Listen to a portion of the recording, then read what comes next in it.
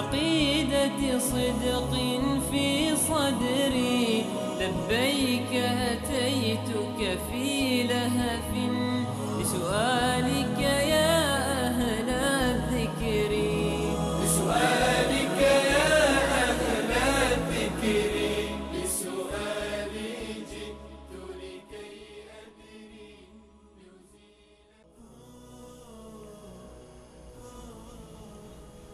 بسم الله الرحمن الرحيم. الحمد لله رب العالمين، والصلاة والسلام على أشرف الأنبياء والمرسلين سيدنا ونبينا ومولانا محمد وعلى آله وأصحابه أجمعین. با یاد و نام الله متعال برنامه امروز را آغاز می‌کنیم. در خدمت شما عزیزان هستیم با یکی دیگر از برنامه‌های پرسش و پاسخ.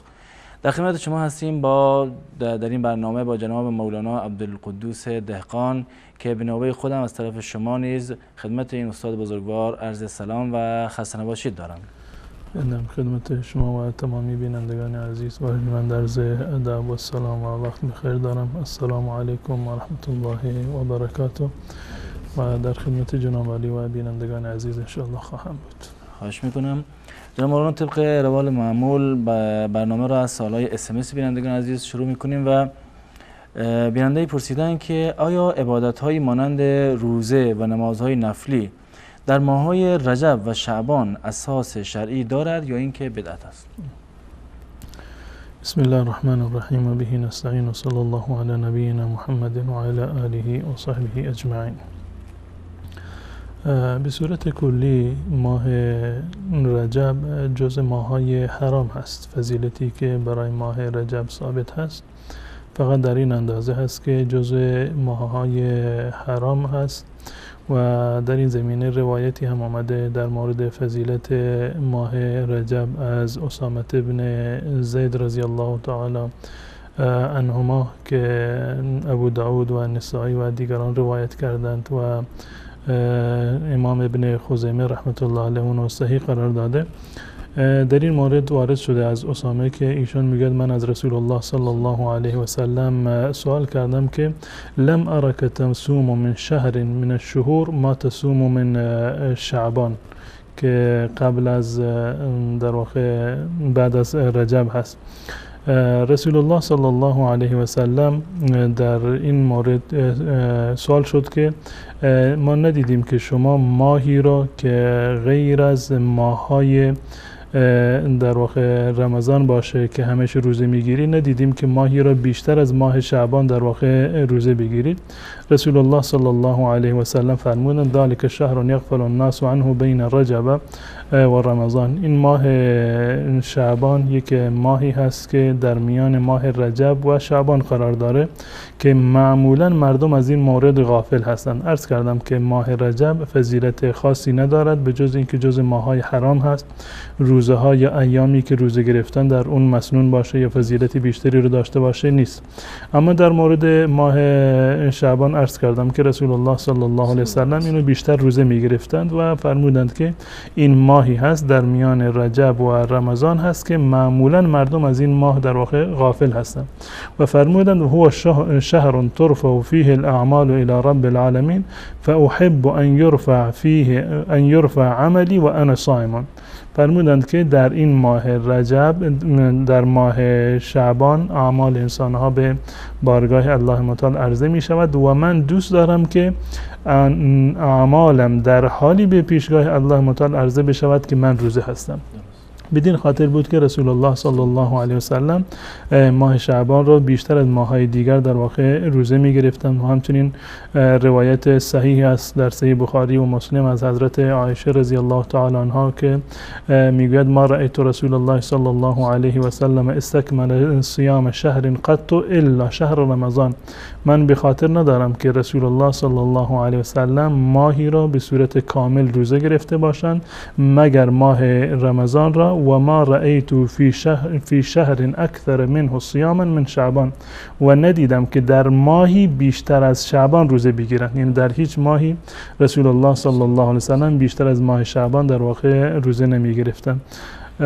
پس بنابراین ماه رجب فضیلت خاصی رو ندارد، هیچ کدوم از ایامش، نه به مناسبت اسرا و معراج و نه به مناسبت های دیگر، به جز این که جز ماه‌های حرام هست، یک فضیلت کلی هست. ماه شعبان هم فضیلت این رو دارد که در روایت اومده که اعمال انسان‌های مسلمان در واقع عرضه می‌شوند به الله متعال. اما در مورد 15 شعبان یا ایام دیگر به صورت اختصاصی در این ماه هیچ گونه فضیلت خاصی که نماز و روزه در آن ثواب بیشتری رو داشته باشه یا ما امر شده باشیم که در این روزها روزه بگیریم یا در شب‌هایش عبادت خاص و نمازی رو انجام بدیم، چون این چیزی در مورد ماه شعبان وارد نشده. درست. روزهای دوشنبه و پنجشنبه و ایام بیز یعنی 13 و 14 و 15 در هر ماه مسنون هست روزه گرفتنشون و در این مجموعه ماه شعبان هم وجود دارد. اگر کسی 15 شعبان را یا دوشنبه و پنجشنبه این ماه را 13 و 14 و 15 این ماه را به نیت این که سنت هست روزه بگیرد هیچ گونه اشکالی ندارد، اما به نیت این که 15 شعبان هست یا این که شعبان ما در واقع فضیلتی بیشتری رو داشته باشه، روزش ثواب بیشتری رو داشته باشه، چون این چیزی از رسول الله صلی الله علیه و سلم ثابت نیست، به استثناء این که رسول الله صلی الله علیه و سلم در این ماه بیشتر از ماه‌های دیگر در واقع روزه می‌گرفتند، زیرا که مقدمه رمضان هست و زمین سازی برای رمضان هست و رسول الله صلی الله علیه و سلم فرمودند که در این ماه اعمال انسان‌ها به الله متعال عرضه می‌شود و من دوست دارم که اعمالم در حالت روزه عرضه بشود. درست. جزاکم الله خیر. بیننده‌ای که گفتن در کانادا زندگی میکنن و خواهری هستن، گفتن قبلا به دین اسلام پایبندی نداشتن ولی به برکت و به لطف شبکه‌های اسلامی تونستن که به دین ملتزم بشن و گفتن چند تا سوال هنوز برام مانده. اولین سوالشون گفتن که من هنوز مطمئن نیستم یا به این باور نرسیدم که چرا برای مسلمان ها فرض است که به کعبه بروند یا به حج بروند و چرا خانه خدا خطابش میکنن.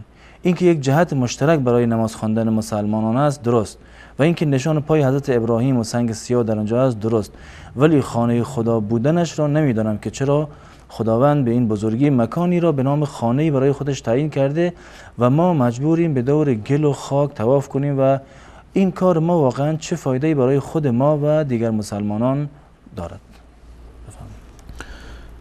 در مورد به صورت کلی اموری که به الله متعال نسبت داده می شوند و مضاف هستند به طرف الله متعال، این نسبت از دو جنبه خالی نیست، یا اینکه در واقع یک نسبت مواردی هست که قائم به ذات الله متعال هستند، مانند نسبت دادن طور مثال علم الله، سمع الله، بصر الله و دیگر صفاتی که الله متعال دارند.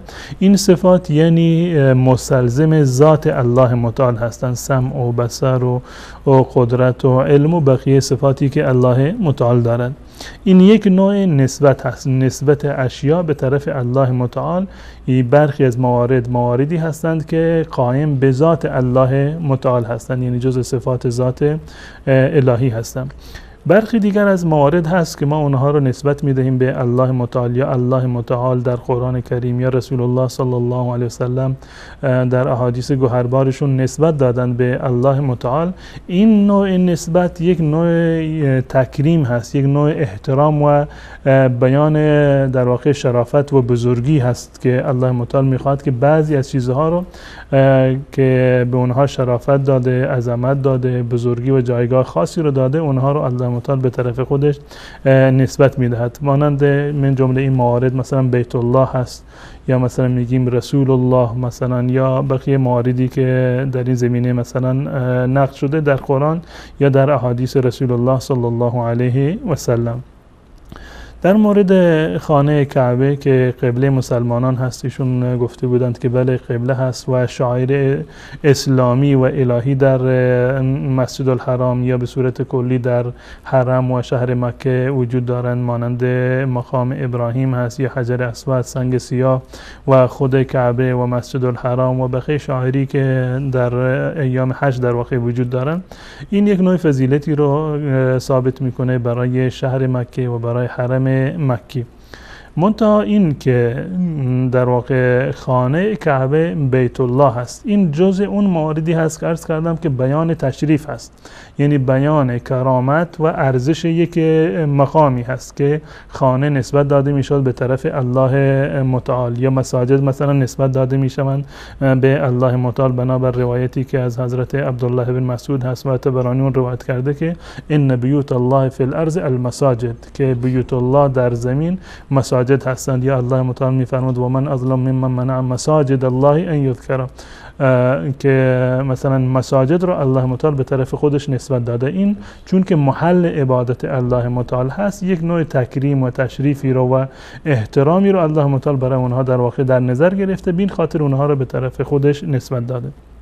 در مورد بیت الله یا خانه کعبه روایات هم در این زمینه داریم و صراحتا الله متعال در قرآن کریم میفرماد که و طهر بیتی للطائفین، این خانه رو الله متعال به طرف خودش نسبت داده. یا اینکه الله متعال در سوره آل عمران میفرماد ان اول بیت موضع للناس للذی ببکة مبارکه، که الله متعال این خانه رو خانه در واقع مبارکی گردانید. معنی این نسبت دادن و طهر بیتی که بیت را بیت الله رو کعبه رو ما میگیم بیت الله هست، این به معنی احترام هست، به معنی تشریف هست، به معنی یک نوع اکرام و حرمتی هست که در واقع ما برای این خانه قائل هستیم و الله متعال این رو به خودش نسبت داده. معنی این که ما میگوییم که بیت الله معنیش این نیست که این بیننده عزیزمون اومده اولا خانه رو تصور کرده و قیاس کرده مثلا بیت الله رو بر خونه‌ای که خودشون دارند، خودشون ساکن خونه هستند، پس بنابراین الله حتما ساکن خونه خودش هست. این تصور غلطی هست. در مورد ذات الله متعال و صفات الله متعال ما به هیچ عنوان اجازه نداریم که از طرف خودمون یک چیزی رو تخیل بکنیم یا اینکه پیش داوری بکنیم و یک چیزی رو برای الله متعال ما در نظر بگیریم. ذات الله متعال و صفات الله متعال، کیفیت ذات و کیفیت صفات الله متعال، خود الله متعال بهتر آگاه است. ما در این زمینه اظهار نظری نمی کنیم. هر موردی که در قرآن یا حدیث رسول الله صلی الله علیه وسلم در مورد ذات و صفات الهی ثابت شده باشد، ما میگیم آمنا و سلمنا، ما اونو نسبت میدهیم به الله متعال. و چیزی رو که در قرآن و حدیث ثابت نشده ما به هیچ عنوان اجازه نداریم که بنابر دیده های خودمون، برابر مشاهدات و چیزهایی که شنیدیم و تجربیاتی که داریم، الله متعال رو بر این در واقع قیاس بکنیم.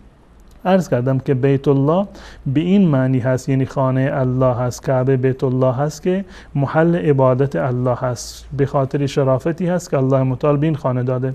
نه بدین معنی که الله متعال ساکن در کعبه هست و الله متعال در کعبه در واقع وجود دارند یا جایشون در خانه کعبه هست.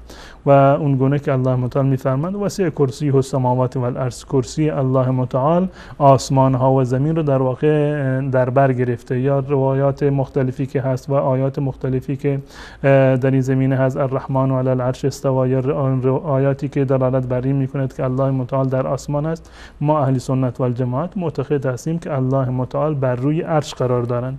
الرحمن علی العرش استوى تقریبا در 7 مورد در قرآن کریم فقط این تعبیر اومده که الرحمن علی العرش استوى، که بحث استوای الله متعال قرار داشتن الله متعال بر روی عرش هست. به هیچ عنوان در واقع بندگان نمیتونند که محیط به الله متعال باشند. هیچ زمان و مکانی الله متعال رو در واقع در بر نمیگیرد، احاطه نمیکند. نه علم انسان ها، نه نگاه انسان ها و نه بقیه مخلوقات به هیچ عنوان نمیتونند که محیط بر الله متعال باشند.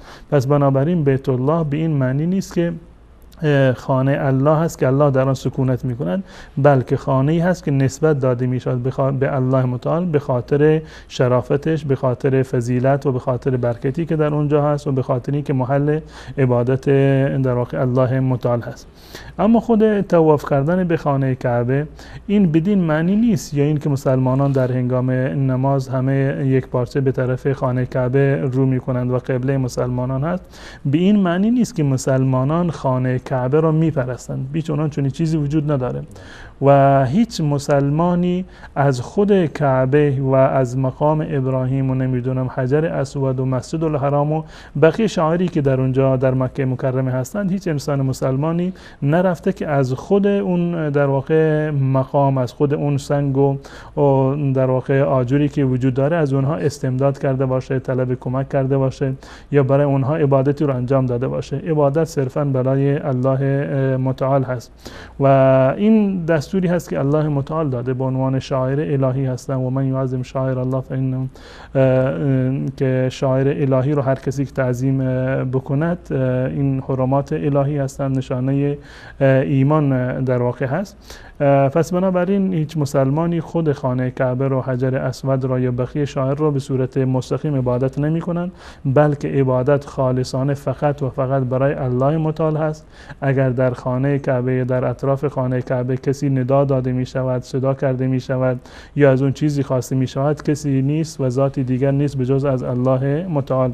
و حتی بنابر روایتی که در صحیح مسلم اومده از حضرت عمر رضی الله تعالی عنه، زمانی که ایشان حج می‌کردند و حجر اسود را بوسیدند، گفت که والله انی لاقبلک، من تو را میبوسم، و انی اعلم انک حجر لا تضر ولا تنفع، من میدونم که تو در واقع سنگی بیش نیستی، نه نفعی میرسانی و نه ضرری میرسانی، و اگر من رسول الله صلی الله علیه وسلم را نمیدیدم که تو را میبوسید و استلام میکرد، من این کار را انجام نمیدادم. پس بنابراین اعمالی که انسان‌های مسلمان انجام میدن به خاطر الله متعال هست و فقط از الله متعال میخواهند و فقط الله متعال را عبادت میکنند و از خود حجر اسود و از خانه کعبه و بقیه شعائر الهی که وجود دارند مستقیما اهل سنت و الجماعت و مسلمانان چیزی رو طلب نمیکنند، بلکه پروردگار این خانه را و پروردگار این شعائر و حرمات را عبادت میکنند و فقط از الله متعال میترسند و الله را عبادت میکنند و امیدوار رحمت الله هستند. بدون شک، جزاکم الله خیر. خود بیننده سوال دیگر این پرسیدن که باز در مورد مسائلی است که احتیاج به توضیحات شاید داشته باشه و این گفتن که چرا در اسلام هم به حضرت عیسی روح الله گفته می شود علیه السلام؟ در مورد اینکه روح یا روح الله به صورت کلی کلمه روح یا روح در واقع در زبان عربی معنی‌های مختلفی رو داره، من جمله به معنی رحمت هست و به معنی در واقع نشان رحمت الله متعال هست که در قرآن کریم و در حدیث رسول الله صلی الله علیه وسلم و در زبان عربی به این معنی در واقع استفاده شده.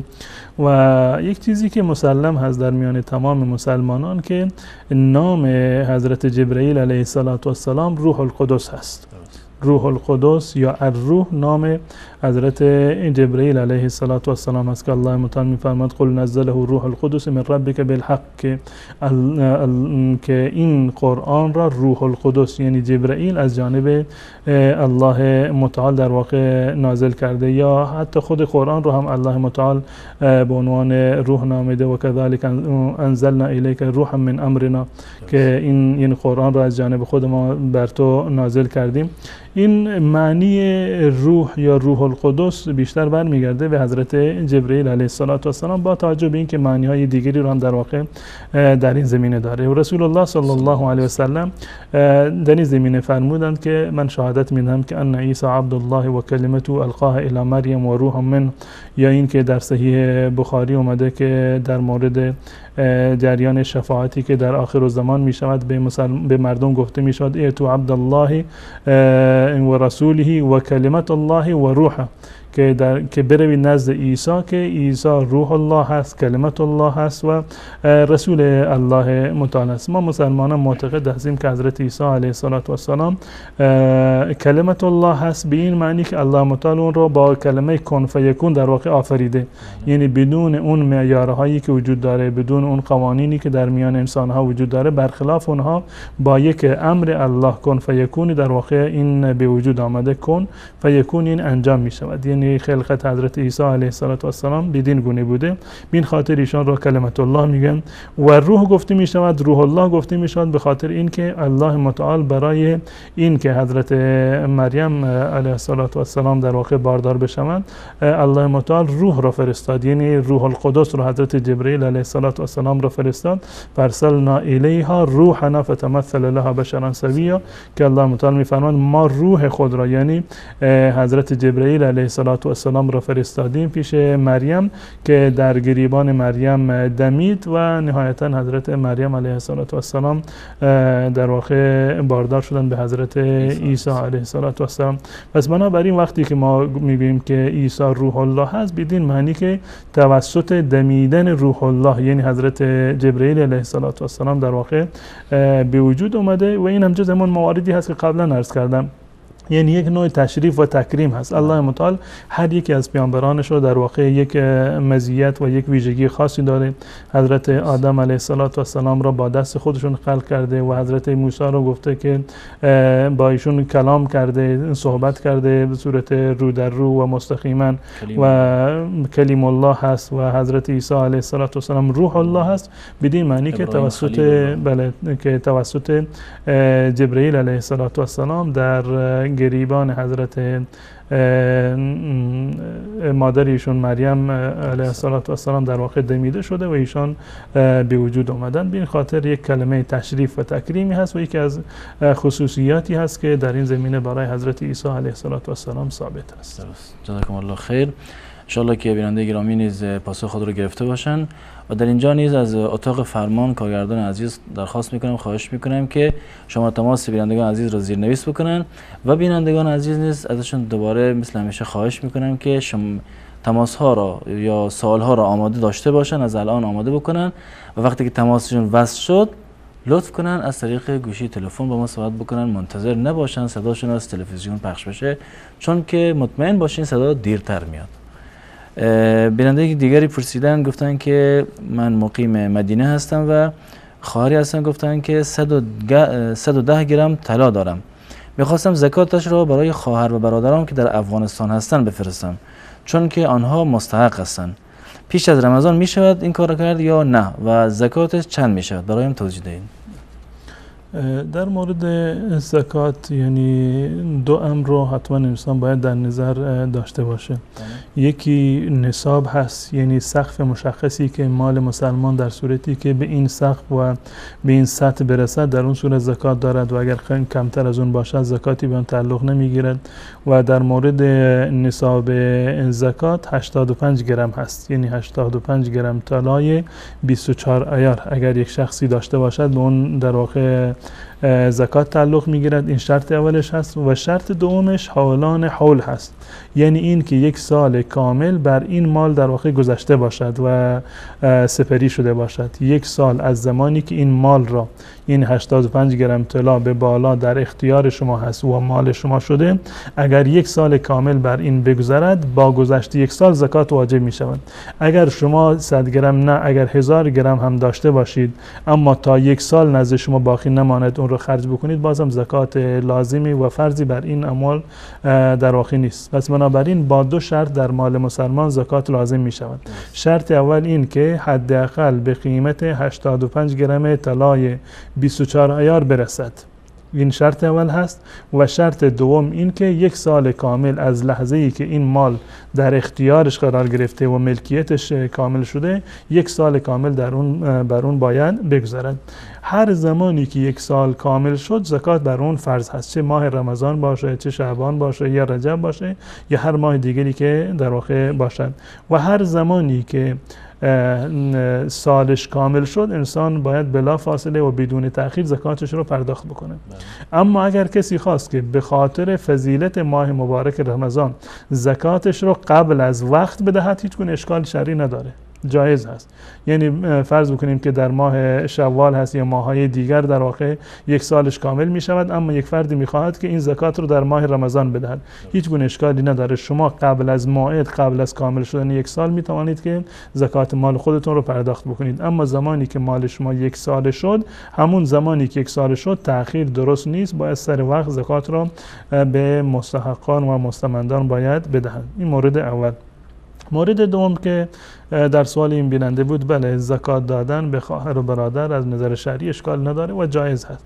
اگر کسی خواهری دارد و برادری دارد که جز نیازمندان هستند، مستمند هستند یا جز اصناف دیگر هستند، به معنی که مثلا مقروض هستند، در زندان هستند و گرفتار هستند یا مسافر هستند، می توانند که به خواهر و برادر خودشون این اموال زکات رو پرداخت بکنند، ولو اینکه در شهر دیگر باشند. ایشون گفتند که در مدینه منوره هستند و زکاتشون بفرستند در افغانستان، هیچ گونه اشکال نداره، میتونند که این زکات رو بفرستند و قبل از رمضان هم میتوانند که این زکات رو پرداخت بکنند، هیچ گونه اشکالی در این زمینه در واقع وجود نداره. و مورد دیگر که گفته بودند که 110 گرم طلا هست و نگفته بودند که این طلاشون در واقع عیارش چی هست و بالفرض این که عیارش 24 باشه، تقریبا یعنی قیمت امروزی طلا به ریال یا درهم امارات تقریبا هر گرمی حدود 150 تا 152 درهم یا ریال باشه. یعنی مجموع این 110 گرم که ایشان دارن شاید حدود 16-17 هزار در واقع باشه که اینو تقسیم بکنند. یعنی سوال بکنند دقیقاً قیمت طلا چه اندازه هست، همون قیمتی که شد بالفرض 16 هزار یا 17 هزار، اینو تقسیم بکنند بر 40 یا 2.5% یا همون تقسیم بر 40 بکنند، یک قسمتش رو به عنوان زکات در واقع بدن. اگر حدود 16 هزار باشه تقریبا حدود 400 ریال در واقع زکاتشون میشه و میتونند اینو در مدینه به هر کسی که بخوان بدن یا اینکه اینو بفرستن برای خواهر و برادرانش در افغانستان. هر صورتی که مناسب بدونن جایز هست، اشکال شرعی نداره. درست. جزاکم الله خیر. تماس بینندگان نیز وصل است و از اتاق فرمان خواهش میکنم که اولین بیننده عزیز رو وصل بکنم و بازم تاکید میکنم بینندگان گرامی، کسانی که میخوان تماس بگیرن سوالاشون آماده داشته باشن و از طریق گوشی به ما صحبت بکنن. سلام علیکم، برنامه پرسش و پاسخ، بفرمایید. سلام علیکم و رحمت الله و برکاته. و علیکم السلام و رحمت الله و برکاته. در خدمت شما هستیم. عبیدالله هستم از افغانستان تماس گرفتم. عبیدالله در خدمت شما هستیم. مولانا صاحب بسیار ببخشید، یک سوال برای من پیش آمد. در جامعه ما خصوصا در افغانستان یک مقوله که برای زن بدکاره از روی کینه و حسابت و کنایه بیبیاجی میگن. زن بدکاره بیبیاجی میگن؟ بیبیاجی یعنی از روی کنایه. و متاسفانه که یک روز از روی پدرم هم میامدم در موتر، او هم همی که یک حرف از دانش برآمد. دیگه این بر علاوه که حرف ناجایز است، دیگه آیا بر شاعر یک بی-احترامی و نمیشه؟ و در ضمن این مسئله شخص هدفش شد بی-احترامی به تیم یک کنایه وری چون برعکس زنکار بدکاره برعکس بیبیاجی میگن. یا مثلا قماربازا در بین خود میگن یکی دیگر آجی میگن. یعنی این مسئله رو میخواستم که من بسیار به تشویش هستم و اصلا خبرم بقدر در فکر از گپ نیست و میگه از دانش برمد میخوایم پوش از شما بشنم. درست. سوال دیگه هم دارین؟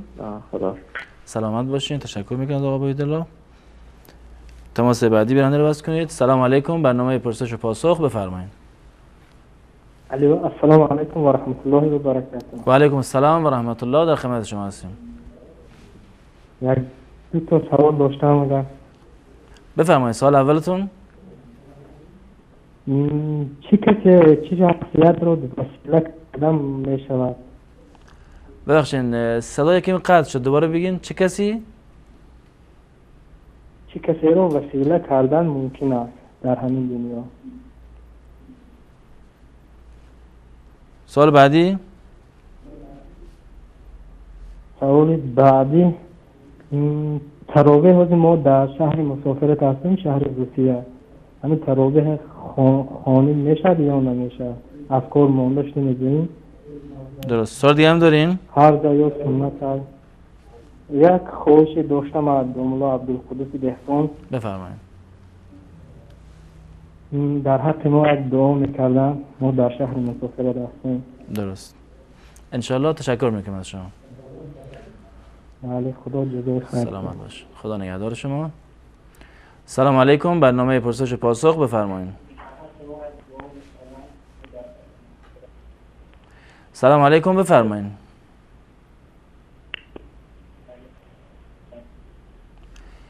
سلام علیکم. برنامه پرسش و پاسخ، بفرمایید. من بینندگان خواهش میکنم که منتظر نباشن صداشون از تلویزیون پخش بشه، چون همینطور که متوجه هستین این قطعی اتصال به خاطر همین قضیه است. بیننده بعدی رو وصل کنید. سلام علیکم، بفرمایید. عبدالقدوس دهقان برادر رسانید. در خدمت شما هستیم. یک سوال دارم. این راننده تاکسی در دبنش آدمی مست شیند و دستش عرق باشد خمر، همه جایی داشت بردن. دوباره سوال پرسین. راننده تاکسی دورش آدمی مست میشیند، خمر خوردگی با دستش هم با خمر دارد. درست. همه جایی دست بردن منزلش ما. سوال دیگه هم دارین؟ یک شخص مست سوار ماشین تاکسی میشه، بردن این شخص جایز است شما؟ همین پیش ماه شریفی رمضان چند روز سه روز هم خیلی روزه میدارند، همین جایز است داشتن. سوال دوم دوباره پرسین. پیش ماه شریفی رمضان قبل از ماه سه رمضان روز روزه میدارند. یعنی در مستقیم چسبیده یا در ماه شعبان منظورتونه؟ برادر گرامی، در ماه شعبان منظورتونه یا پیش ماه شریف رمضان میدارم و بعد ماه شریف رمضان میدارم؟ درست. فضیلتش هم میگفتید ماما. انشاءالله توضیح خواهیم داد. آوازتان آماده است برادر. تشکر میکنم از شما. سلام علیکم. برنامه پرسش و پاسخ در خدمت شما هستیم. صدای شما وصل بیننده گرامی، بفرمایید. الو، بفرمایید بیننده گرامی. وصالت کن. به سوال حق و منتظر سوال شرعی شما هستیم. من الو، اگه لطف کنید از طریق گوشی تلفن با ما صحبت کنید، منتظر نباشین صداتون در تلویزیون بشنوین. تماس بعدی بیننده رو بس کنید، چون که تا بیننده متوجه بشن 3-4 تماس گرفتیم ظاهرا. سلام علیکم. برنامه پرسش و پاسخ، بفرمایید. سوال داشتم. بفرمایید سوالتون. آیا فوتبال بازی کردن جایز است یا نه؟ سوال دیگه هم دارین؟ نه خیر، قبلا جزاک الله خیر. سلامت باشین. تشکر میکنم از شما. سلام علیکم. برنامه پرسش و پاسخ در خدمت شما هستیم. سلام علیکم. بفرمایید بیننده گرامی. صدای شما وصله. الو، سلام علیکم. علیکم السلام و رحمت الله. سلام علیکم. در خدمت شما هستیم. بله. سوال شهریتون؟ عرفیه. بفرمایید سوال شهریتون.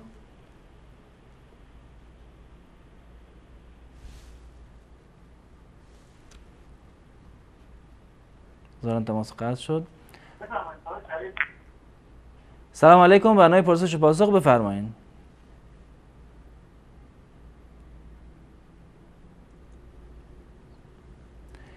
بفرمایید بیننده گرامی. بله، سلام علیکم. در خدمت شما هستیم. ببخشید استاد محترم، یک سوال داشتم. بفرمایید سوالتون. میخواستم بفهمم که همین نام بنیامین جایز است هر یک مسلمان مانده شود یا خیر؟ سوال دیگه ندارین؟ ما از نه خیلی، به خاطر که از کس دیگه پرسان کردیم. گفتن که صدر پادشاه اسرائیل هم نامش بنیامین است، مگر در زمان یوسف علیه السلام که اونا که اهل کتاب بودن، در این یکمک که اختلاف نظر پیدا میشه. درست. تشکر میکنم از شما. یک سوال دیگه ببخشید داشتم. بفرمایید سوالتون. وقتی که در سر نماز شیطان بسیار خلالت میکنه، اجازه داری که طرف چپ دور بخوری و تف کنی؟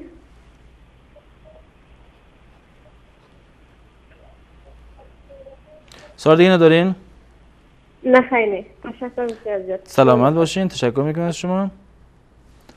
تماس بعدی برنده رو بس کنید. سلام علیکم. برنامه پرسش و پاسخ بفرمایید. سلام علیکم استاد محترم. بفرمایید برنده گرامی، در خدمت شما هستیم. خدمت جناب مولانا صاحب عرض ادب داریم. ضمن یک سوال داشتم در مورد زکات. بفرمایید. زکات.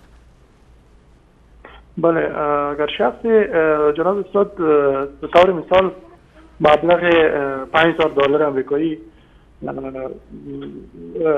دارد در نزدش، یعنی مثال از دلار 1 سال میگذره و بعدم سال بعدی یعنی سال دوم حالا که سال دوم بیایه مبلغ $5000 دیگه نیست به دستش میاد و بالای ازی افزود میشه و این وقتی که زکات بپردازه این چگونه به حساب زکات و پیسه که داره بپردازه هدفش میست که یعنی این شخص باید $5000 که قبلا داشت از بالای 2 سال تیر نشده که 5000 دیگه مثال بالای از افزود کرده. امی پرداختش چه قسم میشه؟ میره جناب سوال یک توضیح بدن. درست. سوال دیگه هم دارین؟ تشکر. سلامت جناب باشین. استاد از مولانا صاحب میخوایم که وقت ما دعا بکنیم. سلامت باشین. تشکر میکنم از شما. سلام علیکم. برنامه پرسش و پاسخ بفرمایید. برنده گرامی از طریق گوشی تلفن با ما صحبت کنید. الو. سلام علیکم. بفرمایید.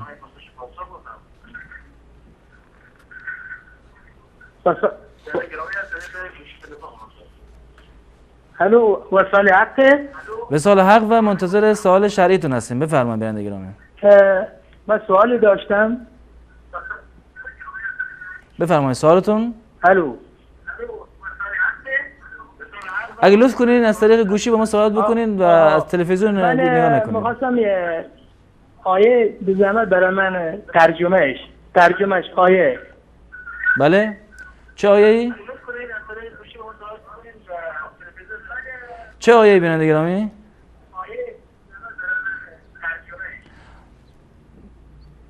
تماس بعدی بیننده رو بگیریم چون که خیلی اینجوری وقت گرفته میشه اگر لطف کنین. سلام علیکم. برنامه پرسش پاسخ بفرمایید. بله، سلام خدمت شما و استاد. علیکم السلام و رحمت الله. در خدمت شما هستم. سوال ما در مورد مسح بر عمامه است از دیدگاه مذهب امام ابو حنیفه. آیا جایز است یا نه؟ تشکر. سوال دیگه ندارین؟ نه خیر، تشکر. تشکر میکنم از شما. سلامت باشین. سلام علیکم. برنامه پرسش و پاسخ بفرمایید. بله، خوب هستین؟ خوب. سلام من عایشه هستم از افغانستان. خواهر عایشه، در خدمت شما هستیم. میرسیم نمی در امام جانشویی نماز خواندن یکی دیگه دوت رواتب وقت آخرش هم علام ربنا را بخوانیم جایز است یا نیست؟ این نماز خواندن هم در حمام؟ در امام جانشویی، در تشناب جانشویی بله جایز است که نماز بخوانیم در امام جانشویی. و دنباله سوالتون؟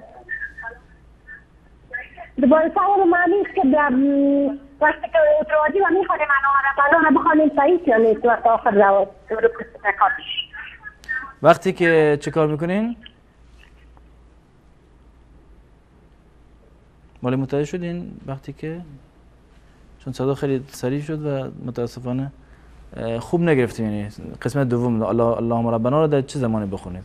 اگر تونستین دوباره تماس بگیرین. سلام علیکم. برنامه پرسش پاسخ در خدمت شما هستیم. السلام علیکم و رحمت الله و برکاته. علیکم السلام و رحمت الله و برکاته. بفرمایید. یک دو تا سوال داشتم. سوال اولتون؟ سوره دخان هر شب ممکنه خوندم. یکم سوال. دویم بفرمایید. دوم انا سوره دخان میگم ورشا خوندن ممکن است؟ سوره دخان را سوره دخان خوندن ممکن است؟ این سوال اول درسته؟ سوره دخان هر شب ممکنه خوندن. بله. سوال دوم انا کدام وقت اجابت دعا کنیم ما انشالله؟ کدام وقت دعا بکنیم؟ اجابت دعا کدام وقت است؟ مثلا جناب پیغمبر اومده که نه وقت دعا کنیم دعا قبول میشه. درست. سوال دیگه هم دارین؟ تشکر میکنیم از شما. سلام علیکم. برنامه پرسش و پاسخ بفرمایید. سلام علیکم بفرمایید بیننده گرامی. سلام علیکم بفرمایید. علیکم السلام و رحمت الله. در خدمت شما هستیم. الو. بفرمایید بیننده گرامی. صدای شما وصله و منتظر سوال شهریتون هستیم.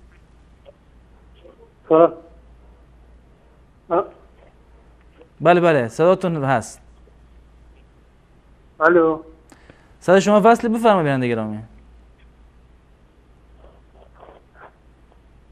تماس بعدی رو بس کنید. برنامه پرسش و پاسخ در خدمت شما هستیم. السلام علیکم و رحمت الله و برکاته. علیکم السلام و رحمت الله و برکاته. من شما از افغانستان با تماس میشم. چند تا سوال از استاد بزرگوار داشتم. بفرمایید. سوال اولتون؟ گرفتن 14 و 15 شعبان ثواب داره؟ یعنی در افغانستان خب علما میگه که بسیار زیاد ثواب داره و در 4 شب که دعا انسان رد نمیشه و یک از اون جمله شبها شب 15 شعبان هستن. از استاد بزرگوار میخواستم برای ما توضیح بده. انشالله. سوال بعدی؟ در این دو قریه زمینه هستن که یک قریه آن را تصرف کرده، به زور البته تصرف کرده و سر مردم فروخته. اکثریت مردم در خانه ساخته و افغانستان میگه که در اونجا خانه نماز نمیشه. دیگه استاد بزرگوار میخواستم برای ما توضیح بدن. سوال دیگه هم دارین؟ دیگه از استاد بزرگوار خواهش میکنم برای ما دعا کنن. سلامت باشین. سلامت باشین. انشالله بعد از اینکه میان برنامه گرفتیم منتظر باشین و جواب سوال رو بشنوید انشالله. سلام علیکم. برنامه پرسش و پاسخ بفرمایید. سلام علیکم. علیکم السلام و رحمت الله. در خدمت شما هستیم. سلام علیکم. وقتتون بخیر. سلام علیکم. ان شاء الله عاقبت بخیر بشیم. حضور شما پسر گلم آقای عباسی و خدمت حضرت مولانا دیخان. سلام علیکم. ان که من شاید چون خیلی زنگ میزنم نمیتونم بگیرم، الانم خیلی وقت پشت خطم. انشالله که این ماه مبارک رمضان بر شما مبارک باشه. سلامت باشین. همچنین بر شما ما هم دعا کنید. من یه مشکل امسال پیدا کردم که قند و فشار خون و چربی. رفتم دکتر گفتم که من هر سال این 3 ماه رو رجب و شعبان و رمضان و من قربتاً الاله روزه میگیرم. گفت دیگه نگیر، کلیات در خطر، سنگ کلی هم دارم. اگر که من نتونستم که خیلی ناراحتم، اگر نه که واقعا روزه بگیرم، حالا اینا شعبان و رجب و نتونستم بگیرم و هنوزم نگرفتم. ماه مبارک رمضان رو بخوام روزه نگیرم، از حضرت مولانا میخواستم راهنمایی کنه که اینو چون من بازنشسته هستم نمیتونم یه جا بدم. روزانه من میتونم همون غذا بدم، طعام بدم به فقرا یا حالا اون کسایی که هست و چه بدم، چه مقدار بدم. اینم بعدم سوره نساء آیه 53 اینو همش این پسر من که اون دفعه هم زنگ زدم با هم درگیریم میگه برو اونو بخون. من واقعا میخواستم از شما یه راهنمایی بگیرم. التماس دعا قربان شما. خدا حافظتون باشه. سلامت باشین. همیشه سایتون مستدام باشه بر سر همه مسلمین که واقعا این یک نوری هست. اصلا باور میکنید من شما پسر منی ولی همین که نگاه میکنم به چهرهتون فقط گریه میکنم. خدا لعنت کنه ظالمین تو اون بیگناه ها رو دارن چجوری به خاک خون کشیدن این مظلومان و بیگناه ها رو. التماس دعا، منم دعا کنیم بابا اسلام. سلامت خدا نگهدارتون باشه. سلامت خدا باشین. حافظ شما. خواهر گرامی محتدی و انشالله خداوند شما را حفظ کنه. سلامت باشین. تماس بعدی بیننده بس کنید. سلام علیکم. برنامه پرسش و پاسخ بفرمایید. سلام استاد گرامی. علیکم السلام و رحمت الله. بفرمایید. یه سوال داشتم. سوالتون رو بفرمایید. من قبل اینکه خانم بچه دار بشه نمیدونستیم بچه هم پسر یا دختر. خب بعد با خودمون گفته بودیم که اگر پسر بود اسمشو میذاریم محمد عمر. بعد الان به دنیا اومده پسره. بعدم به خاطر مسائل بهداشت و مدرسه و اینا بهمون میگن اسمشو عمر نذارید. من یه چیز دیگه میخوام بذارم. آیا برای من گناهی هست یا نه؟ درست. سوال دیگه هم دارین؟ زنده باشید. سلامت باشین. خدا خیرتون بده. سلامت باشین. آخرین بیننده رو بس کنید. سلام علیکم. برنامه پرسش و پاسخ بفرمایید. سلام علیکم. بفرمایید بیننده گرامی. سلام علیکم. و علیکم السلام و رحمت الله. در خدمت شما هستیم. فقط لطف کنید یکی بلندتر صحبت کنید. سوال داشتم. بفرمایید سوالتون. انا فهمید نماز در خوندنش در خوندن نماز در جلسه و عادت باید که انا آرامش رعایت شود. مثلا ببخشید دوباره سوال بپرسین. رحمت الله علیه میگه که برادر گرامی از نو سوال پرسین. خواندن نماز در واجبه. اگر کس ترکش کنه مثلا اول سوالتون متوجه نشدم. دوباره پرسین. میگم که گفتین خواندن نماز قاعده و جلسه یعنی که آرام گرفتن در سجده و در رکوع. اگه میشه قاعده و سجده رکوع در میاد کنه. شیخ منتظر سوال میشین. گرفتن واجب. یک کمی بلندتر صداتون خیلی پایین برادر گرامی. اگه لطف کنید یک کمی بلندتر صحبت کنید. و دوباره سوالتون رو بپرسید. رعایت نکنه نمازش چی میشه؟ این من متوجه سوالتون نشدم. اگه میشه دوباره سوال بپرسین. منظورت اینه که بدون چی بهش میگم، بدون اینکه آرامش داشته باشه در سجده و رکوع نماز بخونه؟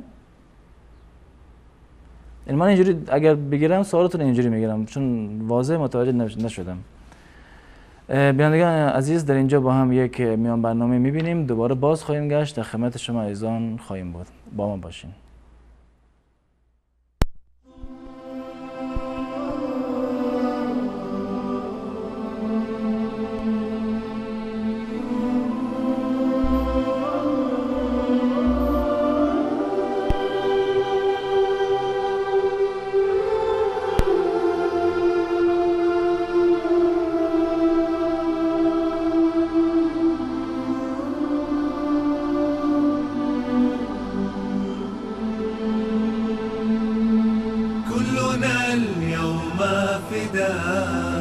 كلنا اليوم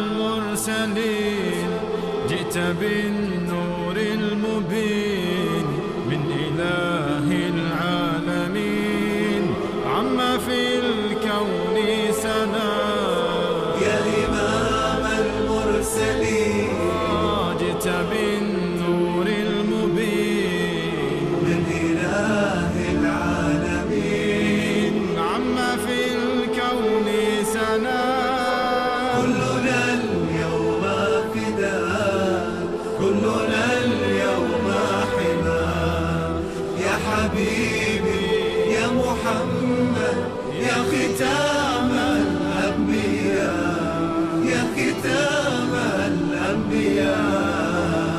بعث حبيبنا محمد ليتمم مكارم الأخلاق.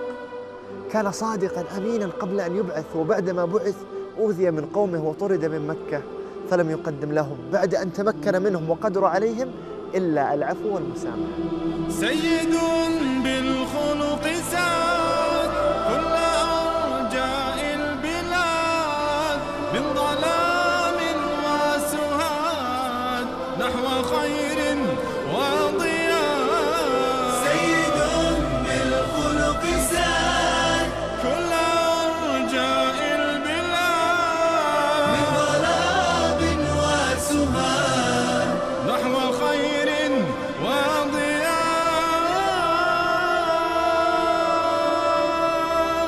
كان للخير دليل بسمة تروي العليل يصفح الصفح الجميل في محياه الوفاء. كان للخير دليل بسمة تروي العليل يصفح الصفح الجميل في محياه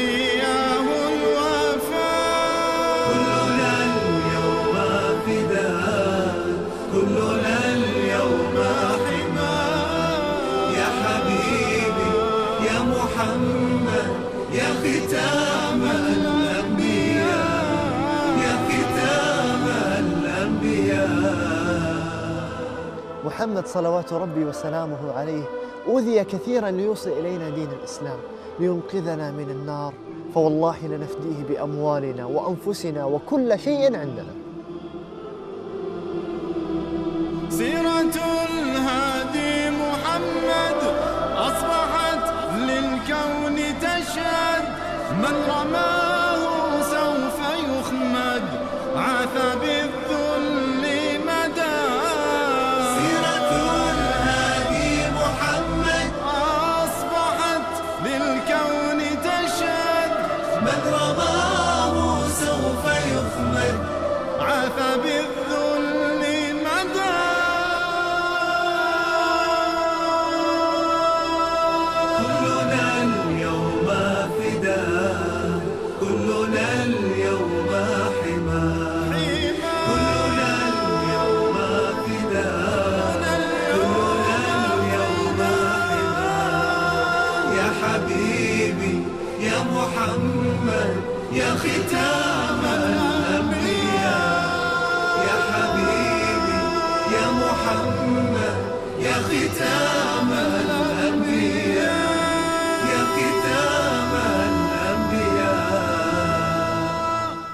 Muhammad, peace be upon him, was the best teacher who ever lived. He was able to teach students of all types, regardless of their age or level of intelligence or social background. He was the most perfect teacher while he himself was unable to read or write. Muhammad is the last and final messenger of God.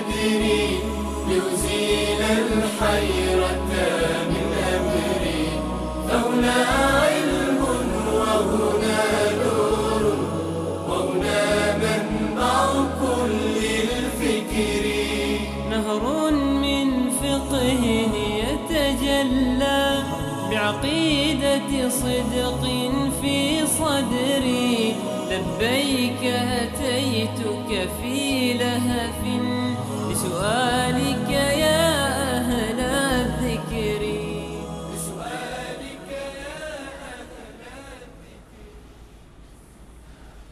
عرض سلام و خسته نباشید مجدد دارم خدمت بینندگان عزیز.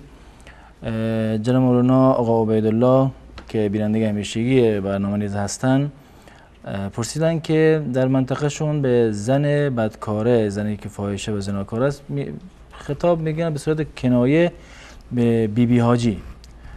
آیا این حرف و این گفتاری که به این زنها گفته میشد اهانت به شعائر دین و بی احترامی به شعائر دین محسوب میشود یا نه؟ همچنین به افراد قمارباز میگن حاجی. این اصطلاح بیماریدی هست و ناجایز هست که اصطلاحات شرعی رو که حاجی این اون کسی که به حج رفته، اونم در زمانی که در ایام حج هست معمولا به یک فرد میگوید که حاجی هست. اون کسی که محرم هست در حال انجام دادن حج هست به اون گفته می شود که حاجی. حالا بعضی از مردم وقتی که انسانی حجی رو انجام بده بعد از اون بهش گفته می شود که حاجی، بدین معنی که در واقع حجی رو انجام داده. اما این که این اصطلاحات رو یا کلمات شرعی رو در مواردی که خلاف شرع هست و چه برسد به مواردی که گناه هستند و جز گناهان کبیره هستند، یک انسان فاحشه و بزهکار رو در واقع حاجی نامیدن، بیبی حاجی نامیدن، این در واقع یک یعنی تعدی در کلمات شرعی هست و تحریف در معانی کلمات هست و چون این چیز از نظر شرعی در واقع جایز نیست. انسان باید از این موارد پرهیز بکنه. منتها اگر کسی ناخواسته چون این کلمه‌ای بر زبانش جاری شد به خاطر اینکه در میان مردم عرف هست مثلا از این کلمه این مورد را میفهمند، ناخواسته این کلمه بر زبانش جاری شد، چون این موردی گناه نداره. اما این که انسان دیده و دانسته اصطلاحات شرعی را مانند فلانی مثلا نمازگزار هست، فلانی روزدار هست، فلانی حاجی هست که حج کرده، اینها رو بر انسانهای فاسق و فاجری اطلاق بکنن، از نظر شرعی این در واقع جایز نیست و بی حرمتی به شاعر الهی محسوب می شود. درست. جزاکم الله خیر. بیانیه بعدی گفتن که چه کسی رو می شود وسیله قرار داد یا میگم چه کسی یا چه چیزی رو می شود وسیله قرار داد و بیننده مسائل SMS پرسیدن که میگویند که کسان بعد کسان منظورشون شیعه هستن گفتن که کلمه وسیله که در قرآن آمده را به اهل بیت حتی تعبیر میکنن. شما چه پاسخ بدید؟ به صورت کلی در قرآن کریم بحث وسیله و توسل مطرح شده و به اتفاق تمام مسلمانان وسیله جستن جایز هست. وسیله جستن یا توسل کردن در هنگام دعا جایز هست و نه تنها اینکه جایز هست بلکه مطلوب هم هست. الله متعال دستور داده برای اجابت دعا، یعنی نزدیکتر هست به اجابت و هیچ گونه ممانعت شرعی نه تنها وجود نداره بلکه به اتفاق تمام مسلمانان وسیله جستن و توسل نمودن در دعا هیچ گونه اشکال نداره و جایز هست، یک فرهنگ قرآنی و حدیثی هست.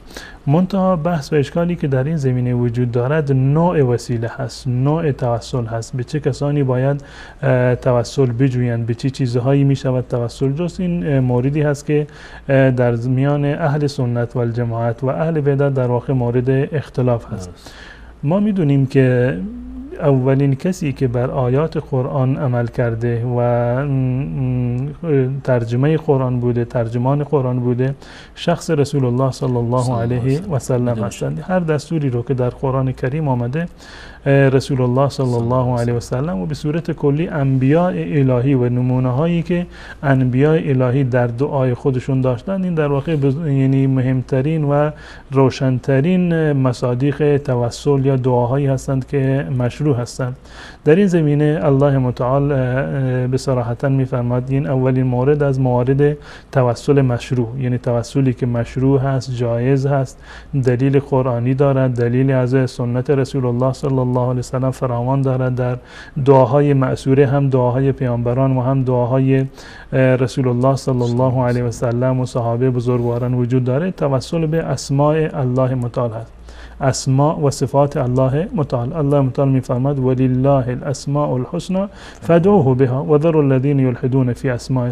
الله متعال اسماء الحسنى داره، یعنی نامه های الله متعال که همهشون حسنا هستن. تمام نامه های الله متعال، العلیم و القدیر و السمیع و البصیر و تمام نامه هایی رو که الله متعال دارد و تمام صفاتی رو که الله متعال دارد، صفاتش صفات جلال و صفات کمال هستند و نامه هایش اسماء حسنا هستند، یعنی بهترین نامه ها و بهترین مصادیق این نامه ها الله متعال هست. این دستوری هست که از جانب الله متعال در چندین مورد وارد شده که الله متعال خطاب فرمودند به ما، این اعلام می‌فرماند ولله الاسماء الحسنى، الله نامه های حسنایی رو دارد، فدعوه بها، توسط این نامه ها الله متعال رو در واقع شما صدا بزنید، دعا بکنید، یعنی توسل بجویید به این نامه های الله متعال. هر نامی رو از نامه های الله متعال که شما توسل بجویید در واقع کار درستی رو کردید و انشاءالله که الله متعال توسل شما را رد نخواهد کرد. و هر نامی رو و هر صفتی از صفات الله متعال در هر موردی که شما نیاز دارید به همون در همون مورد در واقع شما میتونید به اون نام مشخص از اسماء حسنای الله متعال توسل بجویید. به طور مثال کسی نیاز به رحمت داره، دعا میکنه ای پروردگاری، ای اللهی که رحمان و رحیم هستی، یا رحمان و یا رحیم ارحمنی، ای کسی که رحمان هستی، ذاتی که رحمان و رحیم هستی، مرا مورد رحمت خودت قرار بده. گناهکاری نیازی به مغفرت داری، اسم غفور را، واسع المغفره رو، ذی المغفره رو، غفار رو، اینها رو توسل بکن. ای پروردگاری که غفار هستی، غفور هستی، گناه من رو مغفرت بکن. اسماء الله متعال، هر اسمی از اسماء الله متعال دلالت بر یک معنا و یک مفهومی رو داره. شما در هر زمینه‌ای که نیاز دارید همون اسم الله متعال رو به کار بگیرید، توسل بکنید، به همون اسم دعا بکنید. این وسیله شرعی هست، از قرآن ثابت هست و از احادیث رسول الله صلی الله علیه و سلم ثابت هست. این یک مورد. مورد دوم توسل به ایمان هست. توسل به ایمان، همین که من و شما ایمان آوردیم به الله متعال، به رسول الله صلی الله علیه و سلم و به صورت کلی تمام دین مبین اسلام رو قبول کردیم و ایمان آوردیم، این جز مواردی هست که ما میتونیم به خاطر ایمانی که داریم ما توسل بکنیم، به وسیله ایمانی که داریم ما توسل بکنیم به درگاه الله متعال. و این شواهد قرآنی داره، شواهدی از حدیث رسول الله صلی الله علیه وسلم داره. ربنا آمنا بما انزلت و اتبعنا الرسول فاکتبنا مع الشاهدین، یعنی ربنا آمنا، پروردگارا ما ایمان آوردیم، به خاطر این که ما ایمان آوردیم و پیروی از رسول الله صلی الله علیه وسلم کردیم، ما میتونیم که دعا بکنیم که پروردگار فلان مشکل ما رو در واقع حل بکن. و به صورت کلی تمام اعمال صالحی رو که انسان انجام میده، یکی از فلسفه های این اعمال صالح این است که ما میتوانیم به اعمال صالح خودمان توسل بجوییم. من نمیتونم به اعمال صالح شما توسل بجویم، زیرا که من برای این که شما کار خیری رو انجام دادید من هیچ زحمتی رو تحمل نکردم، زحمت رو شما تحمل کردید. نمیتونم بگم چون که آقای عباسی انسان پاکیزه هستن من رو ببخش. خب پاکیزه‌ای و درستکاری و تقوای شما چه نفعی به حال من داره؟ من باید به درستکاری و پرهیزگاری خودم توسل بجویم پیش الله متعال. و روایت معروفی هست در صحیح و در سنن اومده که 3 نفری که در غاری گرفتار بودند، یکی از اونها دعا کرد که پروردگارا من پدر پیری رو داشتم و به خاطر احترام پدر و مادرم من قبل از اونها به فرزندانم شیری که دوشیده بود از گوسفندانش به بچه ها و زن و بچه هم ندادم و اول دادم به پدر و مادرم. پروردگار اگر این کار خیر رو من به خاطر تو انجام دادم این مشکل رو از ما حل بکن. یا اون کسی که از زنا پرهیز کرده بود، پروردگار من به خاطر تو و به خاطر ترس از تو من از زنا دوری کردم، پروردگار پس فلان مشکل من رو حل بکن. هم به عباداتی که ما انجام دادیم میتوانیم توسل بکنیم و هم به گناهانی که زمینش فراهم شده و ما انجام ندادیم، این هم خودش یک عمل صالح هست، بینم میتوانیم که در واقع توسل بکنیم. به صورت کلی به تمام اعمال صالح. پروردگار به خاطر این که من امروز صبح در جماعت و با جماعت رفتم نماز صبح خوندم، پروردگار به خاطر این که من 3 روز رو روزه گرفتم، پروردگار به خاطر این که من فلان کار خیر رو انجام دادم. هر کار خیری رو که انجام دادید میتوانید به کار خیر خودتون که خودتون انجام دادید، زحمتش رو برداشت کردید، میتوانید که در واقع توسل بجویید. یا توسل های دیگری به طور مثال اظهار فقر هست، اظهار نیازمندی به پیشگاه الله متعال هست. یعنی توسل به فقر و نیازمندی که شما دارید این خودش یک توسل مشروع هست. می توانید که توسل وجود به درگاه الله متعال مانند دعای حضرت ایوب علیه السلام که انی مسنی الضر و انت ارحم الراحمین، پروردگار من متضرر شدم، من دچار ضرر و زیان شدم، پروردگار من رو رحمت بکن و مغفرت بکن. یا این که احیانا انسان به خاطر ظلمی رو که در واقع انجام داده و ستمی رو که برخیشتن کرده مانند دعای حضرت یونس لا اله الا انت سبحانک انی کنت من الظالمین، یعنی اعتراف به جرم، اعتراف به گناه، این خودش یک جزء توسل های در واقع مشروع هستند و نمونه هایش در قرآن و در احادیث رسول الله و در ادعیه مأثوره از رسول الله و صحابه نمونه های بسیار فراوانی داره. اما توسل کردن به دیگران این یک توسلی هست که مانند توسل کردن به مردگان. اون کسی که مرده زمانی که زنده بود توسل ما به اون جایز نبود. درست. که پروردگار رو به خاطر اینکه آقای عباسی انسان نیکوکاری هست مرا ببخش، نیکوکاری شما نفی به من نداره. بله توسل به دعای انسان زنده جایز هست. درست. توسل به دعای انسان صالح جایز هست. شما میرید پیش یک انسان صالح و نیکوکاری فلانی برای من دعا بکن، شما هم توسل میکنی پروردگارا فلان دعایی رو که فلانی انجام داده اون رو در حق من در واقع قبول بکن، اینش جایز هست. اما این که انسانی مرده هست در قبر هست شما میگی به خاطر فلان مرده، به خاطر نمیدونم به جاه رسول الله، به منصب رسول الله و نمیدونم به جایگاهی که فلان امام داره، به فلان مرده و به فلان کسی که پیر و پیغمبر، این جزء دعاهایی هست که از سنت رسول الله صلی الله علیه و سلم ثابت نیست و جزء توسل های مشروع هم نیست. انسان باید توسلش به اون توسل های در واقع مشروعی باشه که هست. و در مورد سوالی که بیننده گفتند که آیا اهل بیت جزء یعنی مواردی هستند که میشوانی به اونها وسیله بکنیم، اگر منظور شما در واقع ایمان به رسول الله هست، محبت با اهل بیت رسول الله صلی الله علیه وسلم که محبت یک امر قلبی هست، یعنی کار من هست، من دوست دارم، میتونید توسل بکنید پروردگارم به خاطر محبتی که من با رسول الله و اهل بیتش دارم. یک توسل مشروعه، به خاطر محبتی که من با رسول الله و اهل بیتش دارم فلان مشکل منو حل بکن.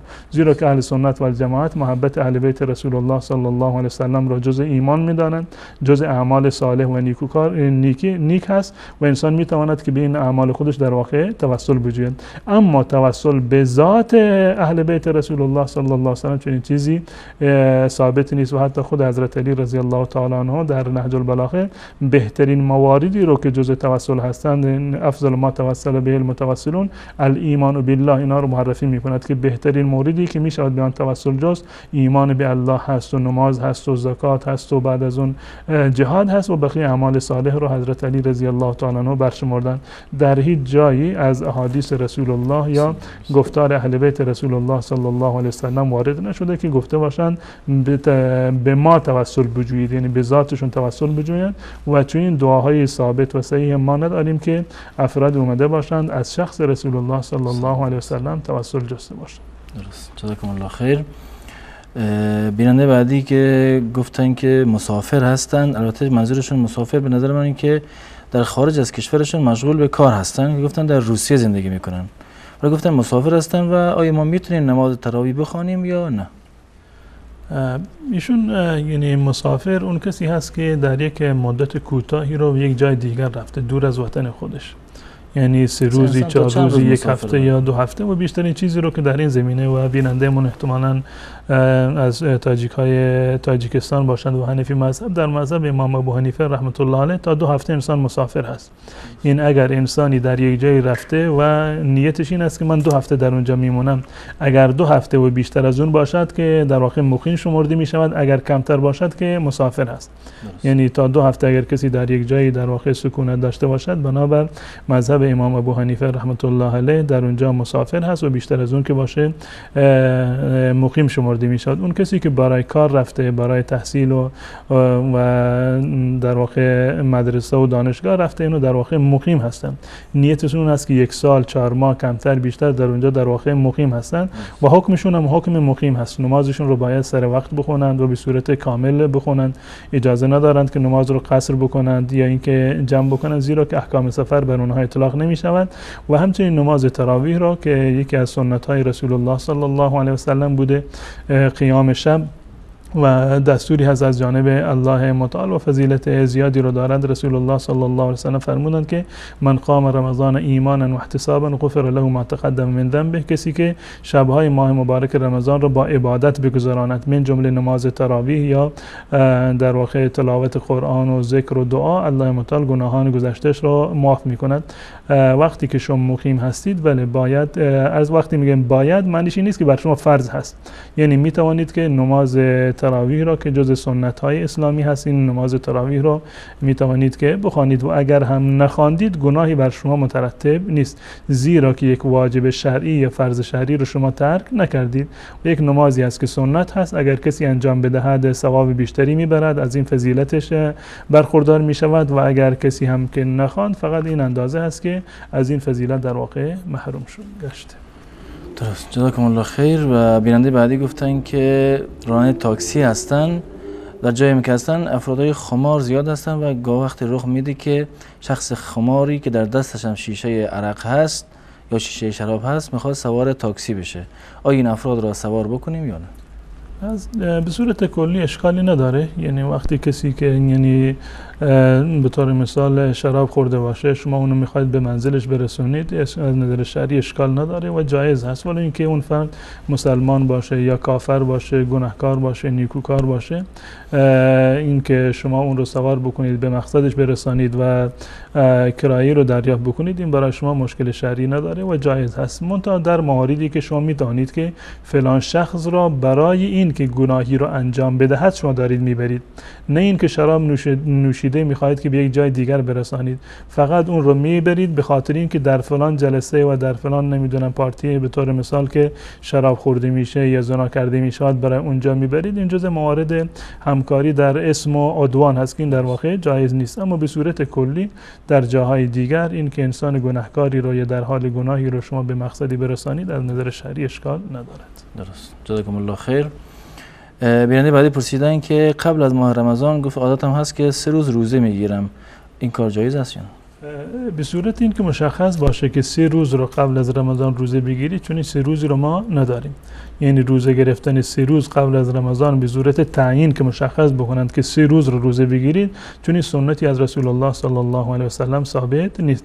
ثابت هست که رسول الله صلی الله علیه و سلم اونگونه قبلا عرض کردم از حدیث حضرت عایشه رضی الله تعالی عنها که بیشترین مدت در ماه شعبان روزه بودند. شما میتونید روزه بگیرید، اما این که به این نیت روزه بگیرید که 3 روز روزه گرفتن در واقع فلان و فلان روز رو مثلا سنت هست، چون این چیزی قبل از رمضان ثابت نیست، مگر این که کسی قبلا عادت داشته مثلا ایام بیض هر ماه را، یعنی 13 و 14 و 15 هر ماه رو روزه میگرفته، در ماه شعبان هم روزه بگیرد. اگر روز دوشنبه و پنجشنبه رو در ماهای دیگر روزه میگرفته، در این ماه هم روزه بگیرد، یا اصلا روزه نمیگرفته میخواد که در این ماه شعبان در واقع چند روزی رو روزه بگیره، هیچ گونه اشکال نداره، 3 روز 4 روز 5 روز کمتر بیشتر هر چی اندازه‌ای که میتواند.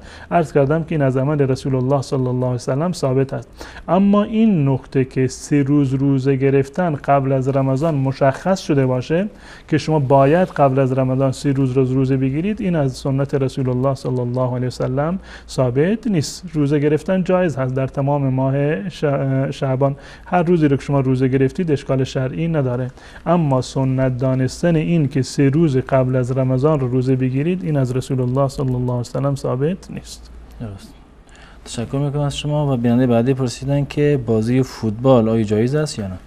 بله، اشکال شرعی ندارد و هم بازی فوتبال یا بازی های دیگر در صورتی که منجر به در واقع تعدی به یک حکم شرعی نشده باشند از نظر شرعی جایز هستند. به طور مثال یعنی منجر به فوت نماز نشند، ترک جماعت نشه، منجر به جنگ و دعوا نشود، منجر به قمار نشود، در این صورت ها بازی فوتبال جایز هست، اشکال شرعی ندارد. درست، جزاکم الله خیر.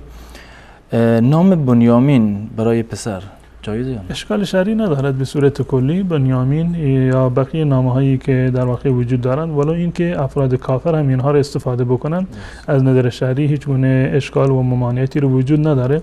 منتها به طور مثال در یک زمانی یک فرد بسیار کافری باشد که مانند نتانیاهو که نامش بنیامین هست یا موارد دیگری که باشد که یک فردی بر مسلمانان در واقع ظلم کرده باشد یا مظهر کفار باشه یا مدافع کفار باشه، در واقع علیه مسلمانان ظلم و ستمی رو انجام داده باشد، مناسب نیست که شما در این مقطع زمانی نام کسی رو که به عنوان دشمن مسلمانان مطرح است و بر مسلمانان شکنجه و عذابی رو وارد کرده، مناسب نیست که این نام رو انتخاب بکنید، به خاطر این که حداقل ذهن انسان به اون طرف میرود.